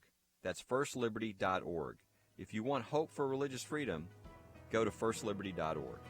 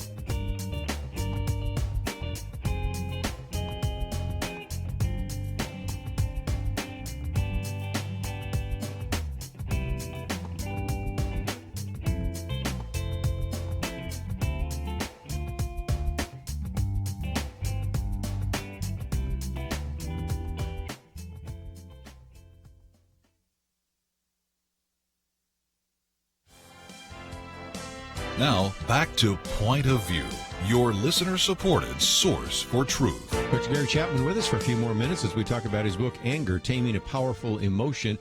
And Dr. Chapman, let's, if we can, talk about long-term anger. There are individuals listening to us that have been angry for some time about a hurt in their past that they are holding on to and are dealing with anger, maybe resentment.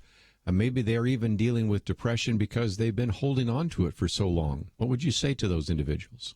Well, I think often this happens, and it's normally not just one offense. It's a whole series of offenses, maybe stemming even back to childhood. It may have been a mother or a father, a sibling, and other people along the way who have wronged this person. And the person either didn't know how to process the anger or they tried and they were rebuffed. A parent told them to shut up and whatever. And so they've held all this anger inside, and now they're adults. And one or two things can happen. They either move toward depression, the whole world is against me, there's no hope, I've been wronged all my life, or they explode. These are the kind of people who explode and sometimes do very, very rash things. And that long-term anger can be identified if you overreact to little things in life. If you're the kind of person, for example, you're sitting at a traffic light, the light turns green, and the little lady in front of you doesn't move, and you blow the horn at her, there's a good chance you've got stored anger inside. For sure. You overreact to little things. So I think those people, I really deal with this rather thoroughly in the book, because I think these folks really need help. And most of them, many of them are not aware that they even have a problem. They've lived with this so long. But I talk about how to go back and let God identify and bring back to your mind the people that wronged you and how they wronged you, and then release those people and release the anger to God. Turn it over to Him. He's the righteous judge, and just put them in His hands and let Him take care of them. And then you say, now teach me in the future how to handle my anger in a positive way. So it's getting rid of all that past emotion inside of us that really frees us up to become a new person. I would say so, and that kind of leads us into forgiveness. Of course, you talk about how God forgives us and this issue of reconciliation and repentance, and there's a number of things that are involved in that forgiveness stage, is there not? Well, there is. I think, first of all, there's an apology.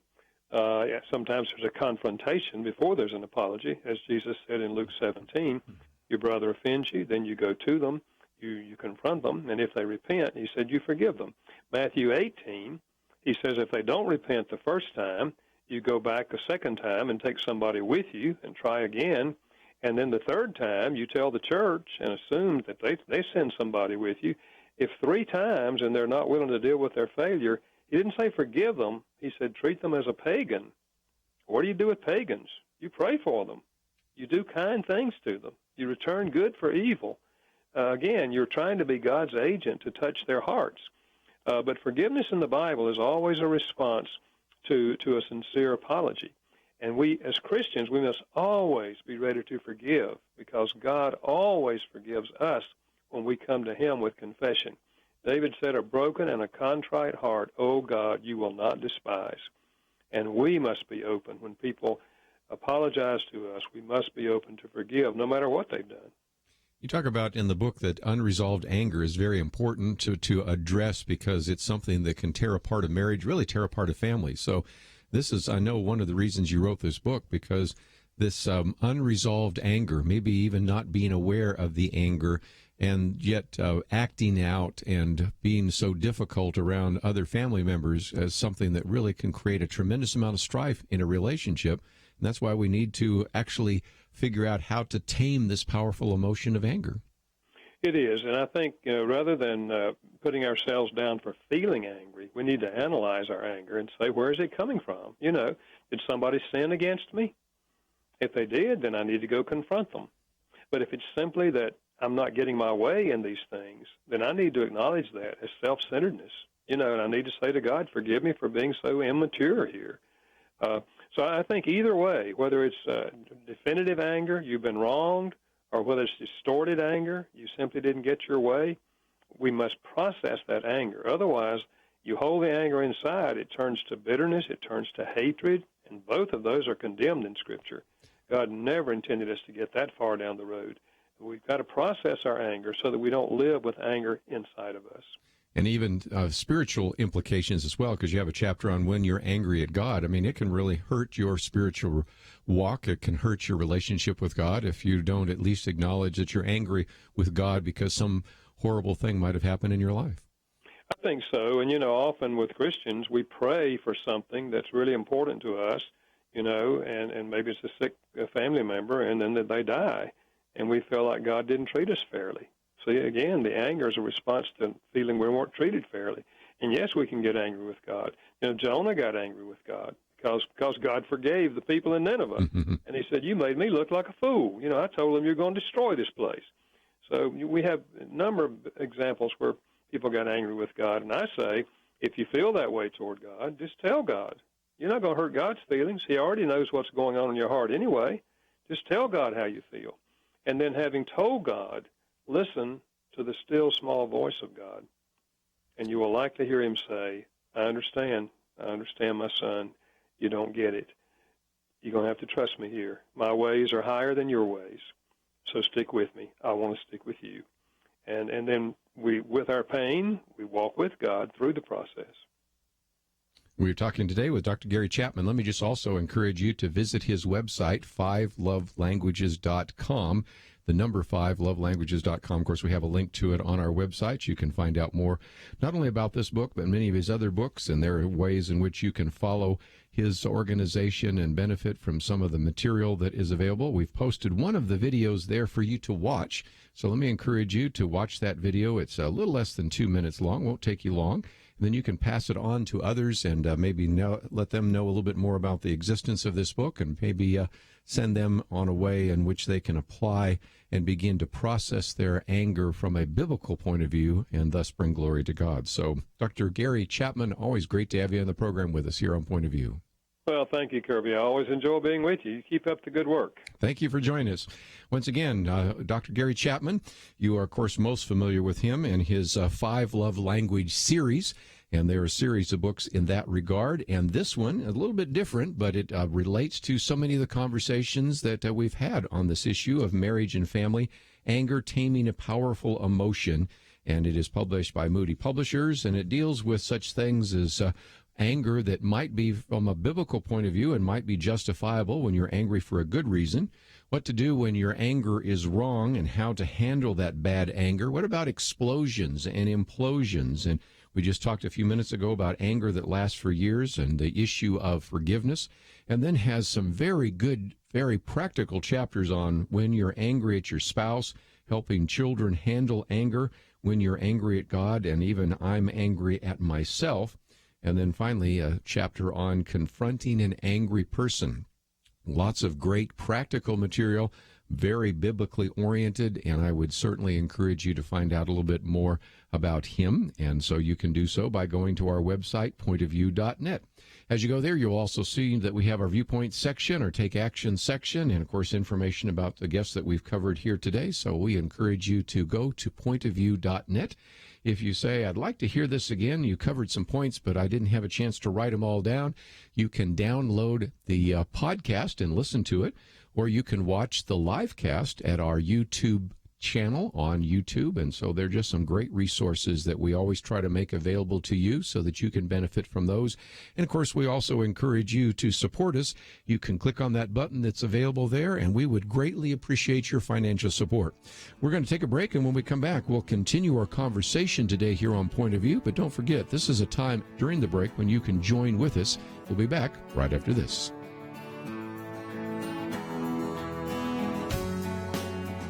Why should you become a partner with Point of View Radio?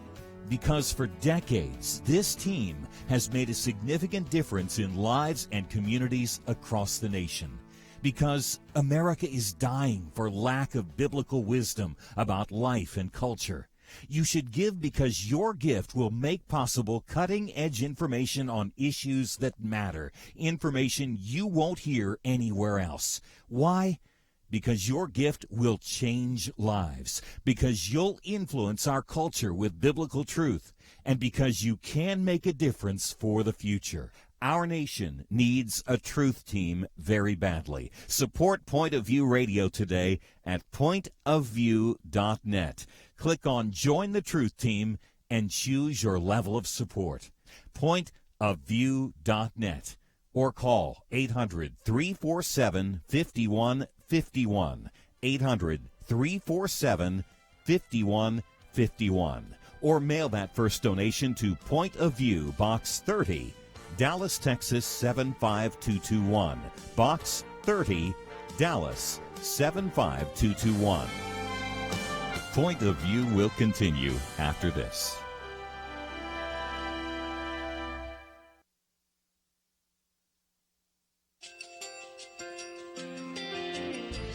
I just want to thank you so much for all the wonderful programming you have. You're just absolutely fantastic. I recently started listening to Point of View, and I really found it interesting because of the different subjects you cover. Thank you for that. I really appreciate everything that you do in keeping us informed. Thank you, Kerby, for everything that you have been doing. I appreciate all the work that you're doing, advocating for the Word of God. Thank you so much. Point of view, I think, is absolutely necessary because it's a Christian perspective, a biblical worldview perspective, and receive very current, up-to-date information about what is really going on, week to week in our culture, which is changing so rapidly, and yet it's morally sliding backwards. Yeah, I'm just, first of all, I thank you guys. Y'all's program is wonderful, and enjoy it every day. I learn so much every time I listen to it. Point of View Radio Talk Show.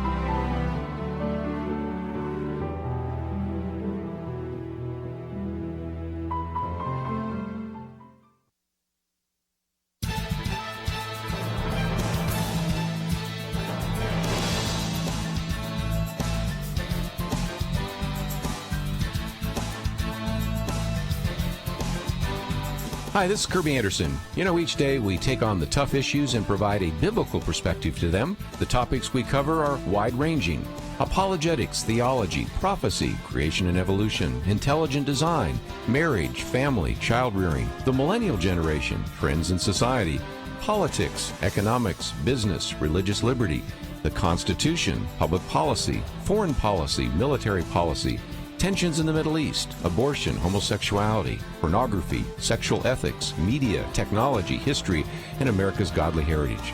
We talk about anything that affects your faith, your family, or your freedom. So don't go anywhere, because Point of View continues right now.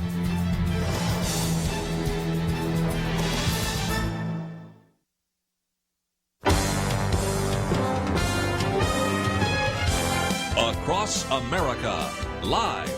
This is Point of View.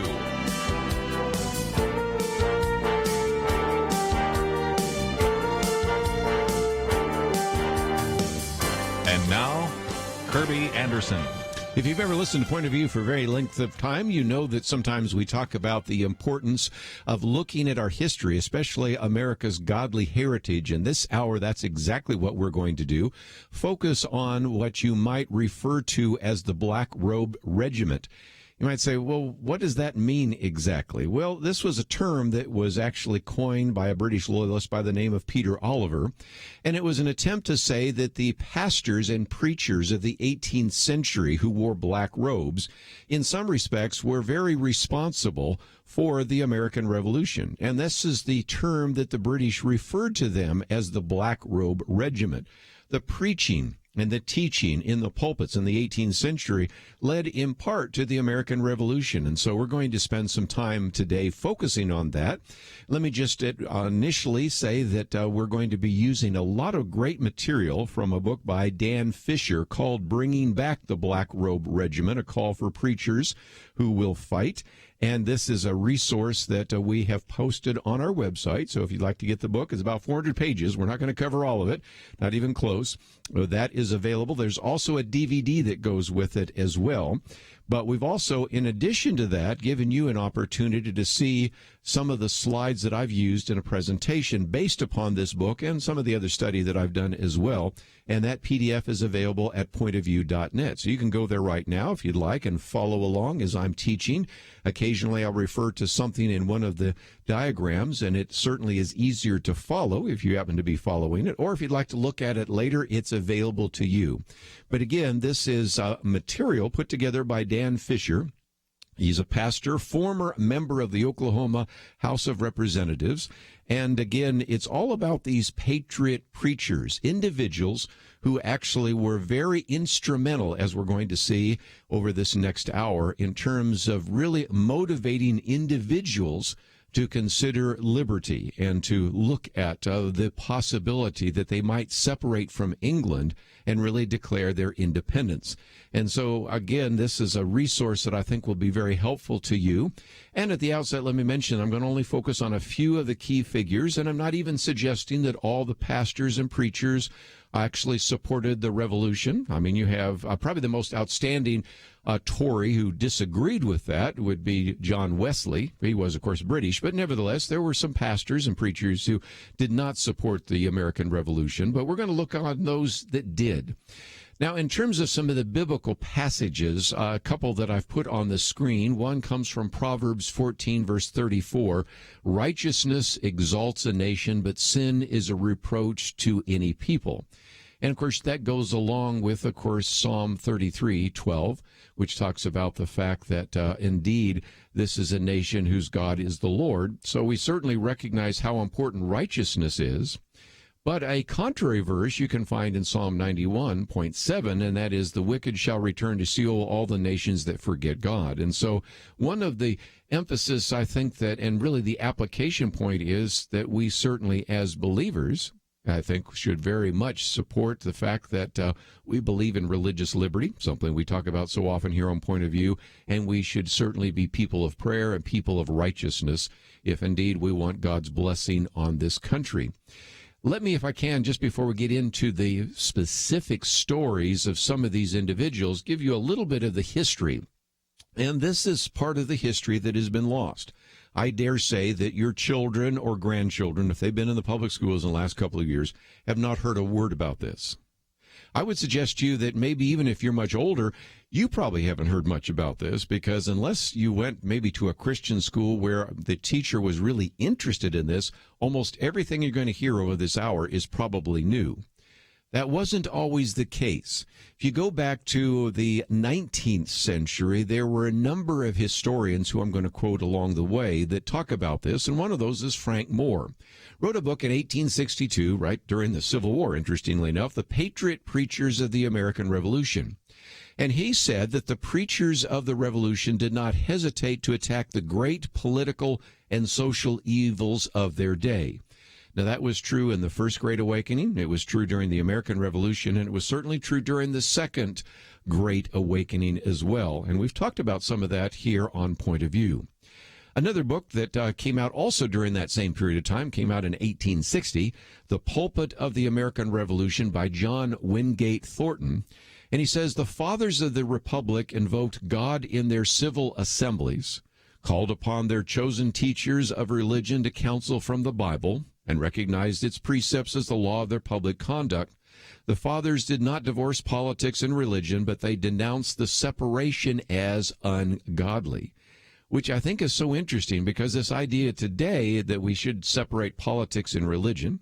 Some of you may have grown up in homes where you're told not to talk about politics and religion in mixed society, and certainly we should never talk about politics in church. That was not the idea of those who were the center of the intellectual life of the American colonies. After all, the churches really were kind of the center of the intellectual life and the center of culture at that time, and they certainly did not want to divorce politics and religion.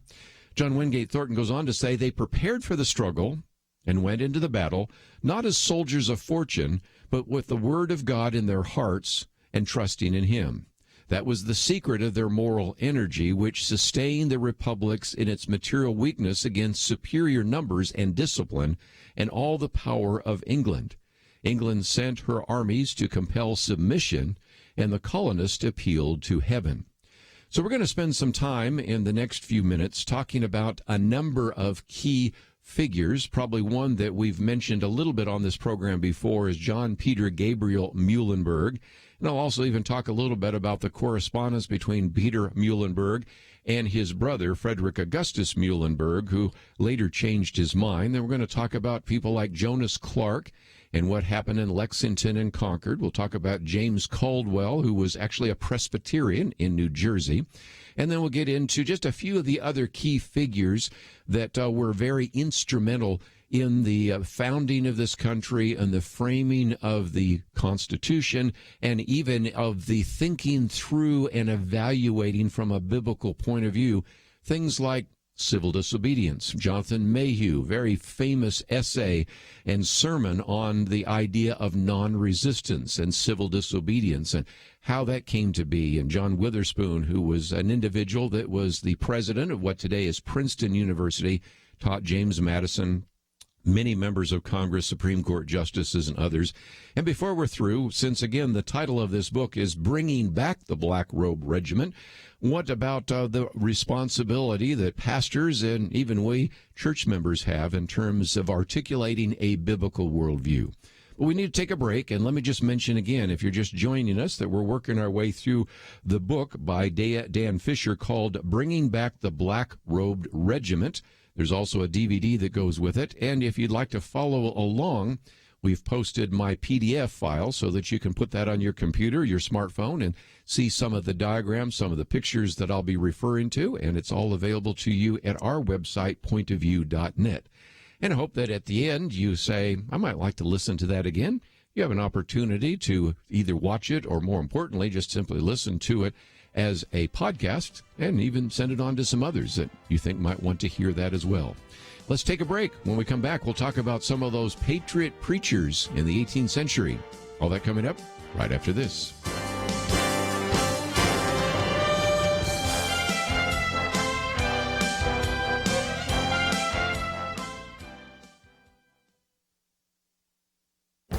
This is Viewpoints with Kerby Anderson. Ayan Hersey Ali begins her commentary with these words: I was a Muslim refugee once. I know what it's like. She was en route to Canada to consummate a marriage arranged against her will by her father.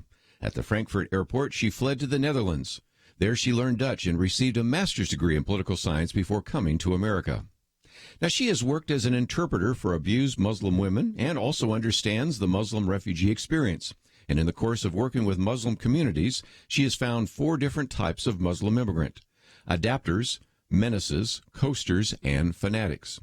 Many Muslim immigrants have adapted over time by adopting the core values of Western democracies. These Muslims have become great U.S. citizens and are the type of people we want to welcome to our country. Now, the second group are mostly young men who she says are menaces in their homes and outside in public. They've been subjected to domestic violence and go on to commit it themselves. Coasters are a third group of Muslim immigrants. They usually have little or no formal education and will thankfully accept welfare and live off it, and also invite their families from abroad to join them on the welfare rolls. Finally, there are the fanatics. Those use the freedom of the countries that gave them sanctuary to spread an uncompromising practice of Islam. These immigrants are certainly the group we want to keep out of America. Her analysis of Muslim immigrants is necessary for our discussion of immigration. We cannot just assume that all Muslim immigrants will perfectly adapt to the American culture and adopt Western values, nor should we assume that all Muslims are fanatics. We need to find a way to welcome adapters, but also exclude those who won't contribute to this country. I'm Kerby Anderson, and that's my point of view. Take Kerby and the Point of View team with you on the go with the Point of View app. Search for Point of View Radio at the Apple or Google Play stores.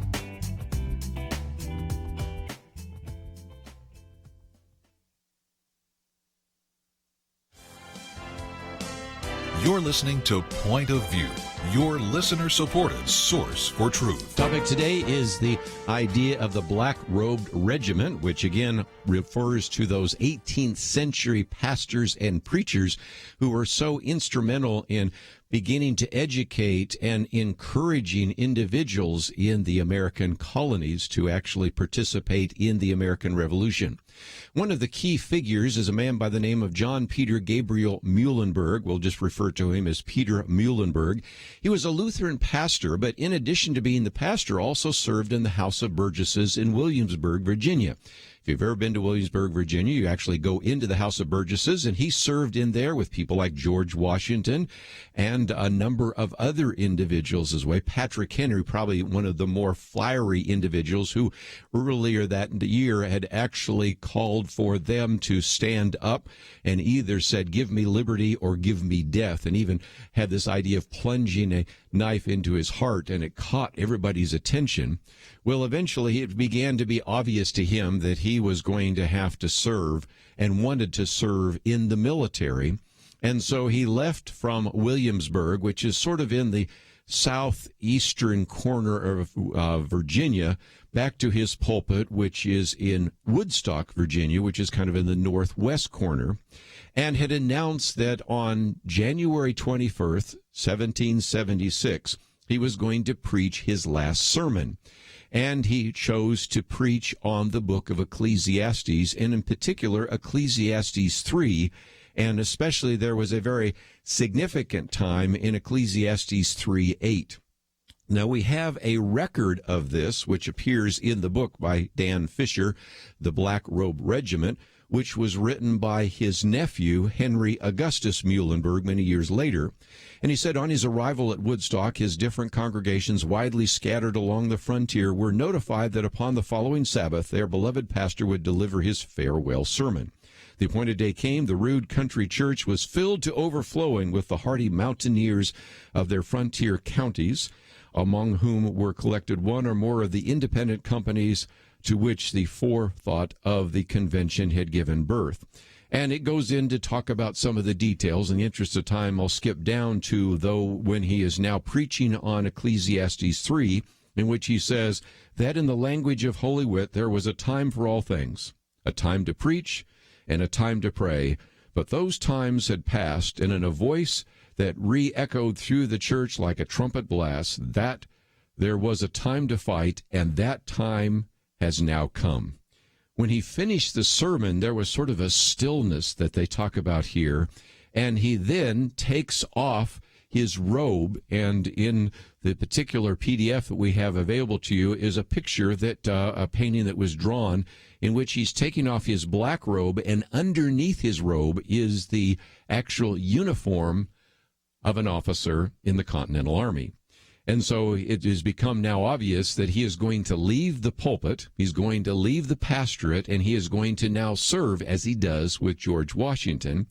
He goes to the back of the room, and here again, reading from the account by his nephew, nearly 300 men of the frontier churches that day enlisted under his banner, and then, of course, went on to serve with him. If you're not familiar with John Peter Gabriel Muhlenberg, he ends up in almost all the very significant battles with George Washington, all the way to the end in Yorktown. Later, of course, he came back to not only be a pastor, but also a member of Congress in Pennsylvania.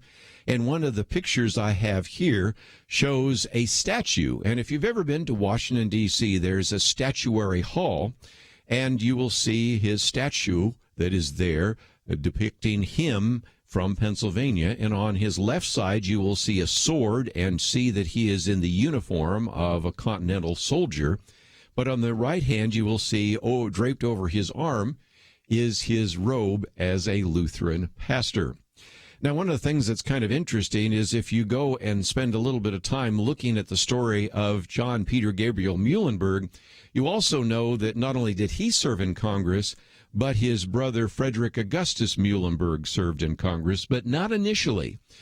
Frederick Muhlenberg, a Lutheran pastor, in this case was in New York, actually expressed to his other brother that he thought Peter Gabriel Muhlenberg was kind of losing his mind. And so as a result, we do have the correspondence of Peter Gabriel Muhlenberg writing to Frederick Muhlenberg, in which he said, "I'm a clergyman, it is true, but I'm also a member of society as well as the poorest layman, and my liberty is as dear to me as any man. Shall I then sit still and enjoy myself at home when the best blood of the continent is spilling? Heaven forbid it." And he goes on to say, "Do you think then if America should be conquered, I should be safe? Nothing less. Would you not sooner fight like a man than die the death of a dog?" Well, after he received that letter, Frederick Augustus Muhlenberg's church actually was taken over by the British, and it was burned down. Matter of fact, the British lots of times would burn down the churches because they felt that some of these pastors were causing all of the problems. Others would use the churches as a stable and put horses in there and kind of desecrate the church. And Frederick Augustus Muhlenberg eventually, actually pretty quickly changed his mind, as far as we can tell from his correspondence. Later, not only served in Congress, but also was the first Speaker of the House in Congress.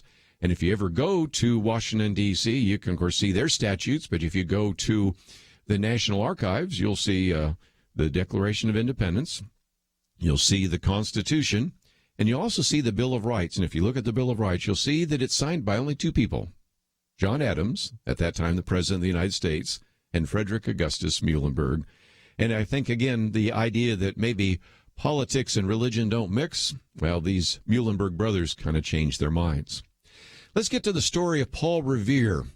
Again, a very significant date indeed in history, April 18th, 1775. And a lot of people know that he was riding through the countryside saying, "The regulars are coming, the regulars are coming." Where was he headed? Well, that's where I want to tell the story of the pastor, Jonas Clark, because they were headed to Jonas Clark and his home in Lexington, Massachusetts. Why so? Well, in his home that night were Samuel Adams and John Hancock.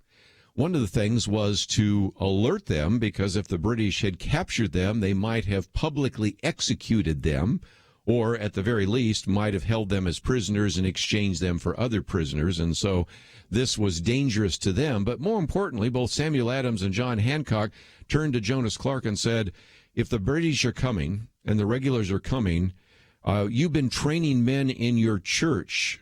Are they ready? Interesting enough, Jonas Clark said, I trained them for this very hour. They would fight and if need be die under the shadow of the house of God. That's because not only did he train them, but the person that probably did the most training was a man by the name of John Parker. He's known as Captain John Parker, but John Parker was a deacon in that church. You have the pastor of that church and the deacon of that church essentially training these individuals. And so when the British eventually made their way to the Lexington Commons, they were met by the Minutemen. Who are the Minutemen? Those are the people trained by Captain John Parker, deacon of that church. And if you ever go to Lexington, you will see a stone there, and on the stone it says what John Parker said to those men standing there: stand your ground, don't fire unless fired upon, but if they mean to have war, let it begin here. Well, the British commander was going to have none of it, so he rides up and tells them to throw down their arms in the name of the King of England. Captain Parker and his men responded, we recognize no sovereign but God and no king but Jesus.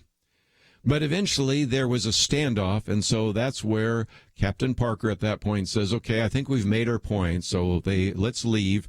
And so they turned to leave, but someone fired a flintlock, and that became the shot heard round the world, because then the British opened fire, the militia and the Minutemen returned fire, and before the dust and the smoke had cleared, 8 Americans were dead on the ground and 10 more were wounded. And just as had been predicted, interestingly enough, by Jonas Clark, some of those men indeed died under the shadow of the house of God. Well, then they went on to Concord, and they ran into more of the militia and a battle that took place there. And eventually the British, not being able to find the weapons, because this was kind of gun control of the 18th century, went back to Boston. But as they did, the militia continued to fire on them. And one of the things I have in the PDF file that we're making available is a copy of the sermon that was given a year later on April 19th, 1776 by Pastor Jonas Clark. The sermon was entitled, The Fate of the Bloodthirsty Oppressors and God's Tender Care of His Distressed People. And it's a quote from a number of verses, but one in Proverbs about those who shed innocent blood. So you can see that even one of the more significant conflicts, the shot heard around the world, really is tied back to the pastor, Jonas Clark, and the deacon, whose name, interestingly enough, was Clark himself, Parker, John Parker. Let's take a break. When we come back, we have a lot more to cover. We'll do so right after this.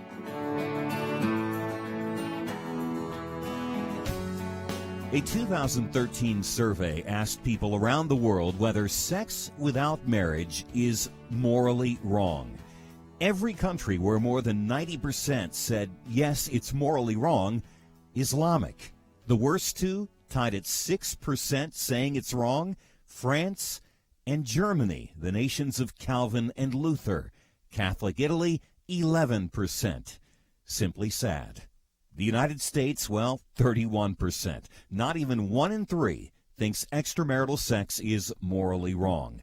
Our nation needs a truth team very badly. Support Point of View Radio today at pointofview.net. Set up your monthly gift by clicking the Truth Team 360 picture and then carefully follow the directions. pointofview.net. By phone, you can give at 1-800-347-5151, 800-347-5151, or mail that first donation to Point of View, Box 30, Dallas, Texas 75221, Box 30, Dallas 75221. Point of View will continue after this.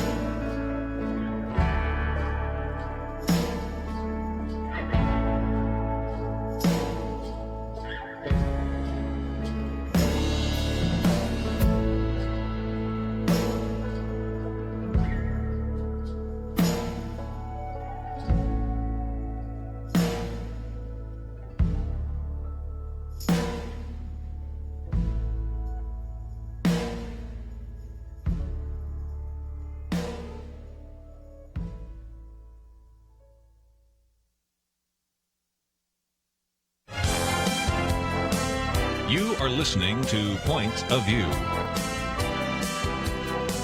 The opinions expressed on Point of View do not necessarily reflect the views of the management or staff of this station. And now, here again is Kerby Anderson. Continue our teaching this hour on the Black Robed Regiment, and if you'd like to follow along, Ken, we have a PDF file that is available on our website, pointofview.net. Of course, a lot of this comes from the book by Dan Fisher, which I would certainly recommend, Bringing Back the Black Robed Regiment. There's also a DVD that goes with it as well. We've talked about Lutherans, talked about Church of Christ. Let's if we can, maybe focus on the Presbyterians for just a minute. Probably the best example would be Reverend James Caldwell, who was pastor of the First Presbyterian Church in Elizabethtown, New Jersey. He was known as the high priest of the rebellion by the British, and perhaps was one of the most controversial figures for the British because he was always seemingly going out of his way to say something provocative and controversial, and eventually there was a price put on his head.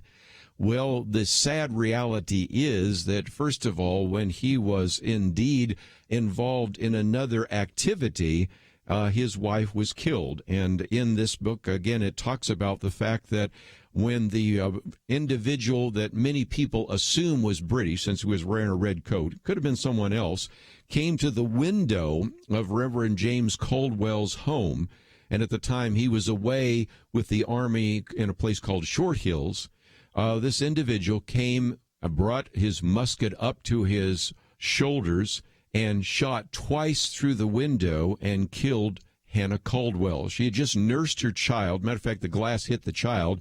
She falls over with 2 musket balls in her breasts, dead on the bed.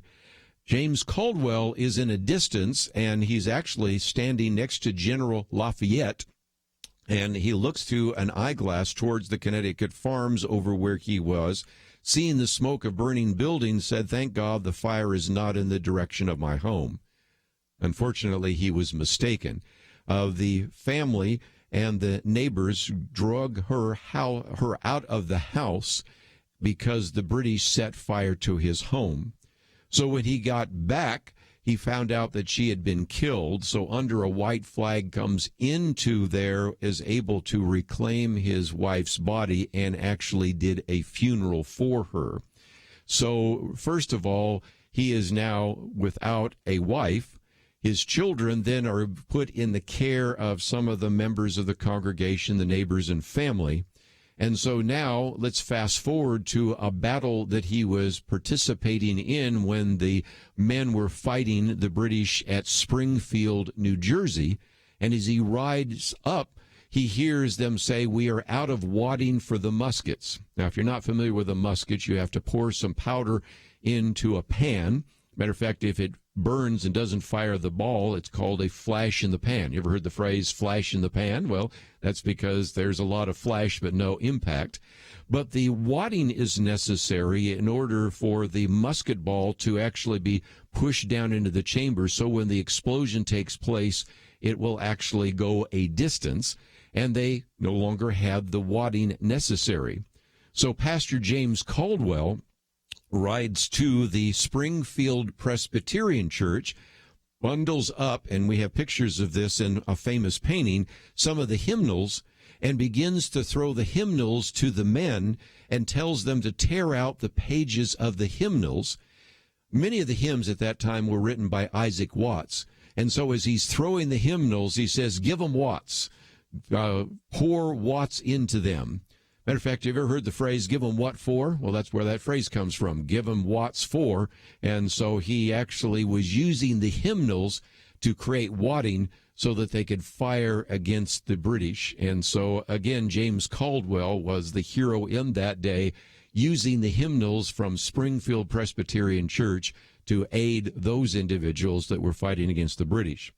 The sad reality is later on he was assassinated by a paid assassin, and it's just an illustration again of the fact that we have these individuals who, when they signed the Declaration, said, "We pledge our lives, our fortunes, and our sacred honor." Many of them lost their lives. Most of them lost their fortunes, but none of them gave up their honor. And again, just an incredible story there as well. And while I'm talking about the Presbyterians, I have some material in there about how the Presbyterians were seen to be the reason for the American Revolution. King George II called the American Revolution a Presbyterian Revolution. The Prime Minister's son at that time, Horace Walpole, said, "There's no use in crying about it. Cousin America has eloped with a Presbyterian parson." And a colonial supporter of the king actually wrote in one letter, "I fix all the blame for these extraordinary proceedings upon the Presbyterians. They have been the chief and principal instrument in all of these flaming measures." George Bancroft, who is a historian, and I've had a chance to look at some of his historical books in the Dallas Public Library, said the revolution of 1776, so far it was affected by religion, was a Presbyterian measure. And, of course, earlier we mentioned that Peter Oliver actually is the first one to give credit for using the title, the Black Robed Regiment.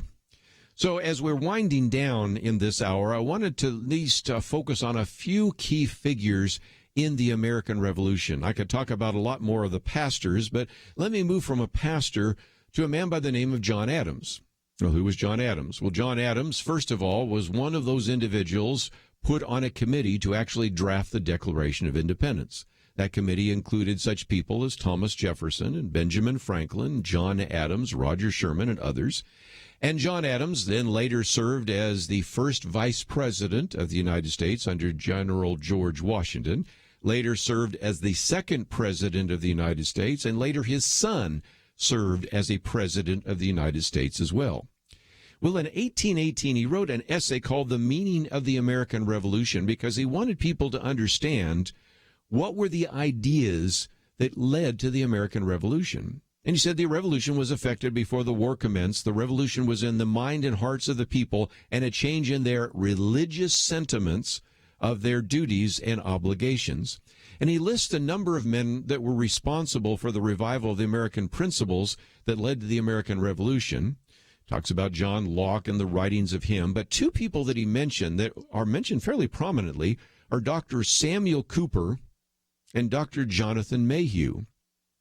And unless you are a real student of American history, you've got to say, who are these individuals? Well, it turns out that Dr. Samuel Cooper was the pastor of Brattle Street Church.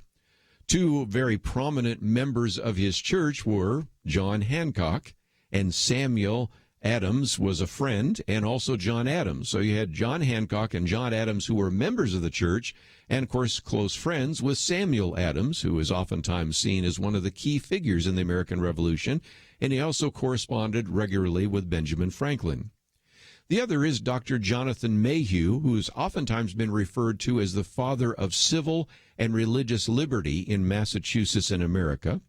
He oftentimes gave what were called election sermons, and those are still traditions that sometimes are held to this day, that on election day or the Sunday before, they'll give a sermon, not to tell you who to vote for, but giving you biblical principles to use when you go and vote.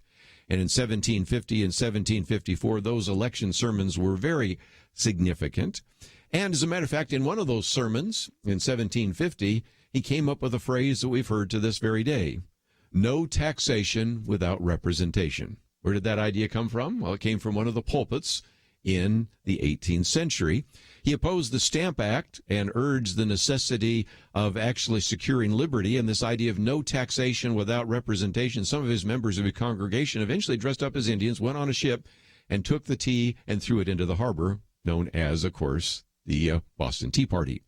But his most famous sermon, which we have because they would write out their sermons, reprint them, and distribute them, was a sermon that actually took place many years before the American Revolution, and it was a sermon called A Discourse Concerning Unlimited Submission and Non-Resistance to the Higher Powers. It was a sermon, quite frankly, that helped many of the Christians think about, is there ever a time when we could disobey government? After all, disobeying the crown could be considered treason. Is that even possible? And he takes them through. Moses is a good example of civil disobedience. He was alive only because of the Hebrew midwives disobeying the government. 3 different times in the book of Daniel we have civil disobedience. Even in the New Testament we have Acts 5:29. We will obey God rather than men. And so he said it was a Christian duty not only to begin to obey government, but in those cases where government has exceeded its authority, when government has become tyrannical, when we have unjust rulers, it's not only the right, but it's the duty of a Christian to oppose unjust leaders. When we come back from the break, I want to spend a little bit of time talking about one other very key individual. His name was John Witherspoon, and then talk about what's the possible application of all of this to our day as well. If you find yourself saying, I'd like to listen to this again, of course, the podcast is available. If you'd like to find the PDF, it's available at our website, pointofview.net. Let's take a break. We'll continue our conversation about the Black Robed Regiment right after this.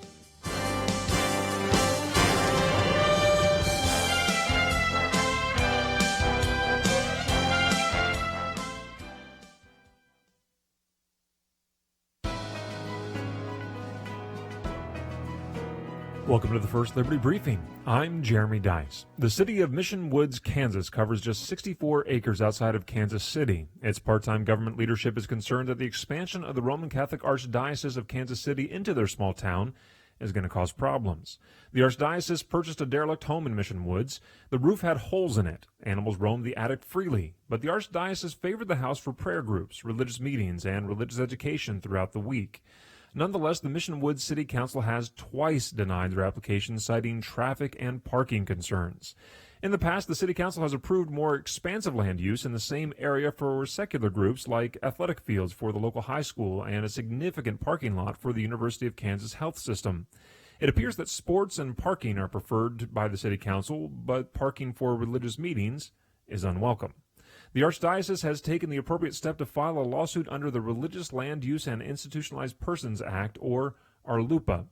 It may appear insignificant, but this case gives all the appearances of religious discrimination.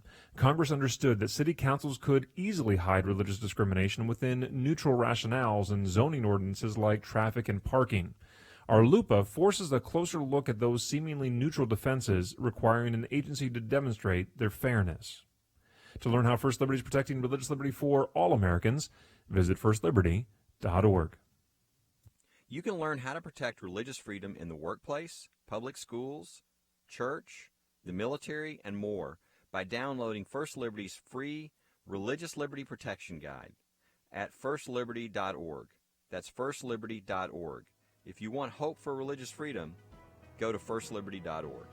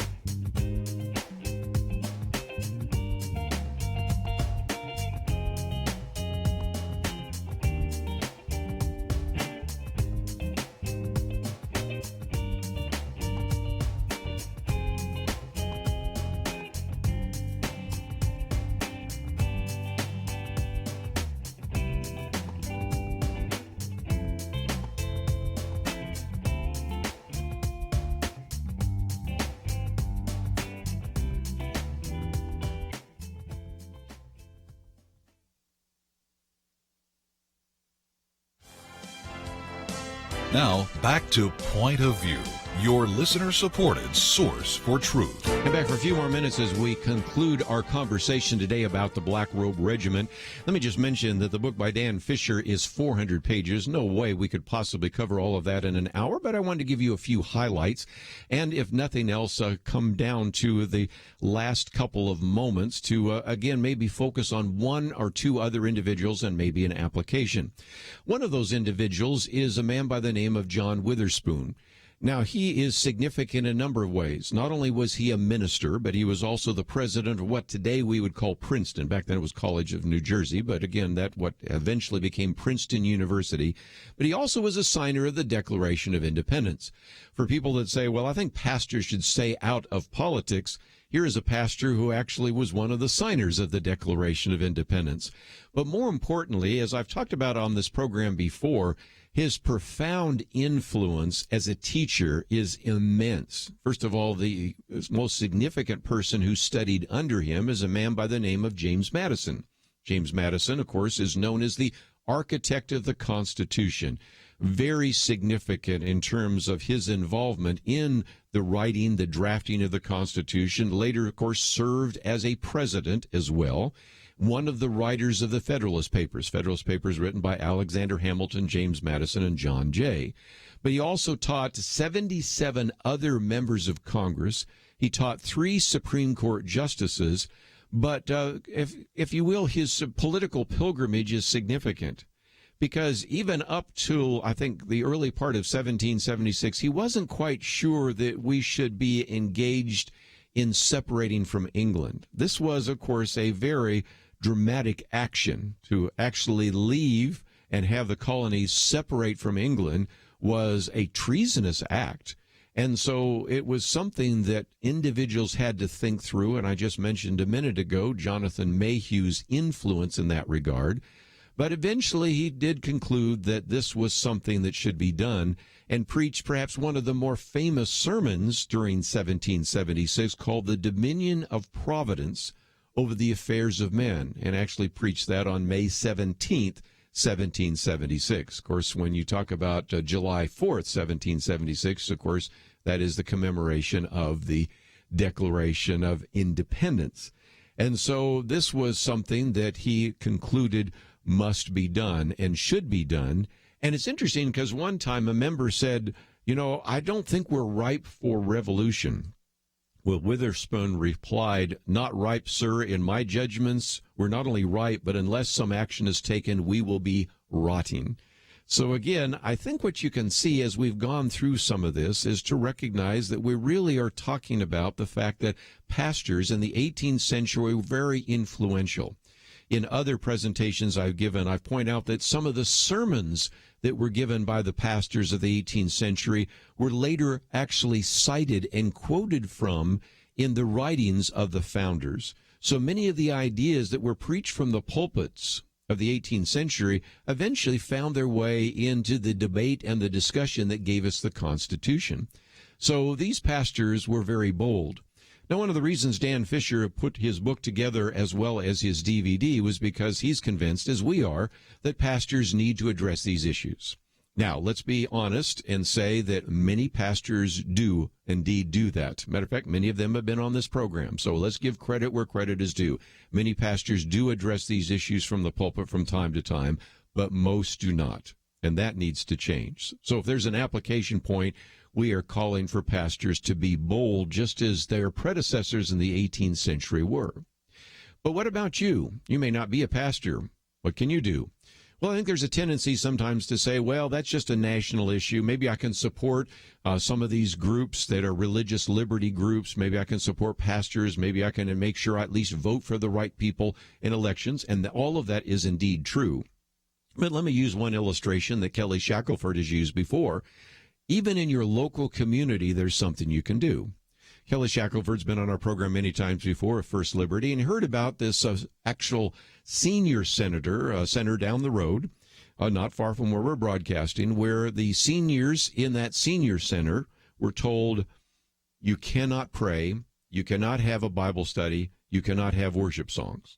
Why? Because government funds are actually going to the senior center, and you cannot do that. And this was the stand of these four individuals who were on the city council. Well, Kelly sent one of his associates to go down and check it out and came back and said, I don't want to educate them. I want to destroy them. And Kelly said, no, we don't want to do that. But he said, let's, send out a letter of demand and explain why this is not an unconstitutional establishment of religion. There was no movement. So finally they decided to file a lawsuit, and they had a press conference. And if you've ever seen the press conference, Kelly's speaking, and at the end, he does something I wouldn't recommend you do, because behind him are all the various seniors from the senior center, and he says, did anybody have anything to say? Well, Barney, at the end there, he's got a cowboy hat on, he's got a bolo tie, he's got boots. He comes up, and he says, I fought in World War II, and I didn't fight so that I had to pray in the corner. So if they want to arrest me, they can arrest me, but they have to put on the arrest warrant that I was arrested for praying. Well, that kind of got everybody's attention. The media blew up. A couple hours later, Kelly got a call from Bill O'Reilly saying, we want to put you on our program and bring the guy in the cowboy hat. Well, eventually, of course, what happened is that they were able to be successful and say that, indeed, they could have religious studies and all sorts of events at the senior center. But then the people in the community said, these four city council people, they just are not exactly the people we're real thrilled about. So they held a recall election and removed them from office. And I heard more recently that Kelly said that one of those seniors standing behind him, actually is on the city council now. So I think there is a need for us to encourage pastors to speak to the issues of the day. We need to know how to articulate a biblical point of view. We need to know how to defend a biblical point of view, and that's what Point of View is all about. And so we really want to be a resource for you. But also, as you go to the website, you'll see some of the information about the book, and you can also get the DVD, and maybe even if you'd like to listen to this again, the podcast is available. So certainly we need to encourage pastors to take a stand for truth. But you know what? I think it's also important for us to take a stand for truth as well. and not just to be aware of how a particular candidate stands on the issues, as important as that is, and we'll continue to provide all sorts of resources for you so that you know where individuals stand on those issues, but also how important it is for you to stand up for the issues and recognize that God may be calling you to get involved. And it may not be to run for Congress, may not be to run for the city council or the school board. It might be just for you to work in a particular campaign, or to express your opinion, or to learn a little bit more about what's going on in your community, and to be the salt of the earth and the light of the world. But if nothing else, I hope that this hour really gave you a desire to learn a little bit more about our history. And as you learn our history, you can recognize that there were courageous individuals in the past who were willing to stand on God's word and willing to stand on truth to make a difference in their community. If you'd like to know a little bit more, of course, as always, we encourage you to go to our website, pointofview.net. As you go there, first of all, of course, you can go back and download the podcast and listen to this again, or you can send it to someone else. Of course, there's a share button there as well. You can watch the program again. And, of course, the PDF is available to you. It's all available at the website, pointofview.net. Let me also say that we are dependent upon your financial gifts to bring this program to you. And so as we wind down the program today, I just wanted to encourage you to visit the website, but also click on that button that says Donate. Your financial gifts are helpful to us, and we certainly do need to hear from you. So anything you can do to help us would be greatly appreciated. I want to thank Andrew and Stephen for the help behind the scenes. Look forward to seeing you tomorrow. Why should you become a partner with Point of View Radio? Because for decades, this team has made a significant difference in lives and communities across the nation. Because America is dying for lack of biblical wisdom about life and culture. You should give because your gift will make possible cutting-edge information on issues that matter, information you won't hear anywhere else. Why? Because your gift will change lives, because you'll influence our culture with biblical truth, and because you can make a difference for the future. Our nation needs a truth team very badly. Support Point of View Radio today at pointofview.net. Click on Join the Truth Team and choose your level of support. Pointofview.net, or call 800-347-5151, 800-347-5151, or mail that first donation to Point of View, Box 30, Dallas, Texas 75221, Box 30, Dallas 75221. Point of View is produced by Point of View Ministries.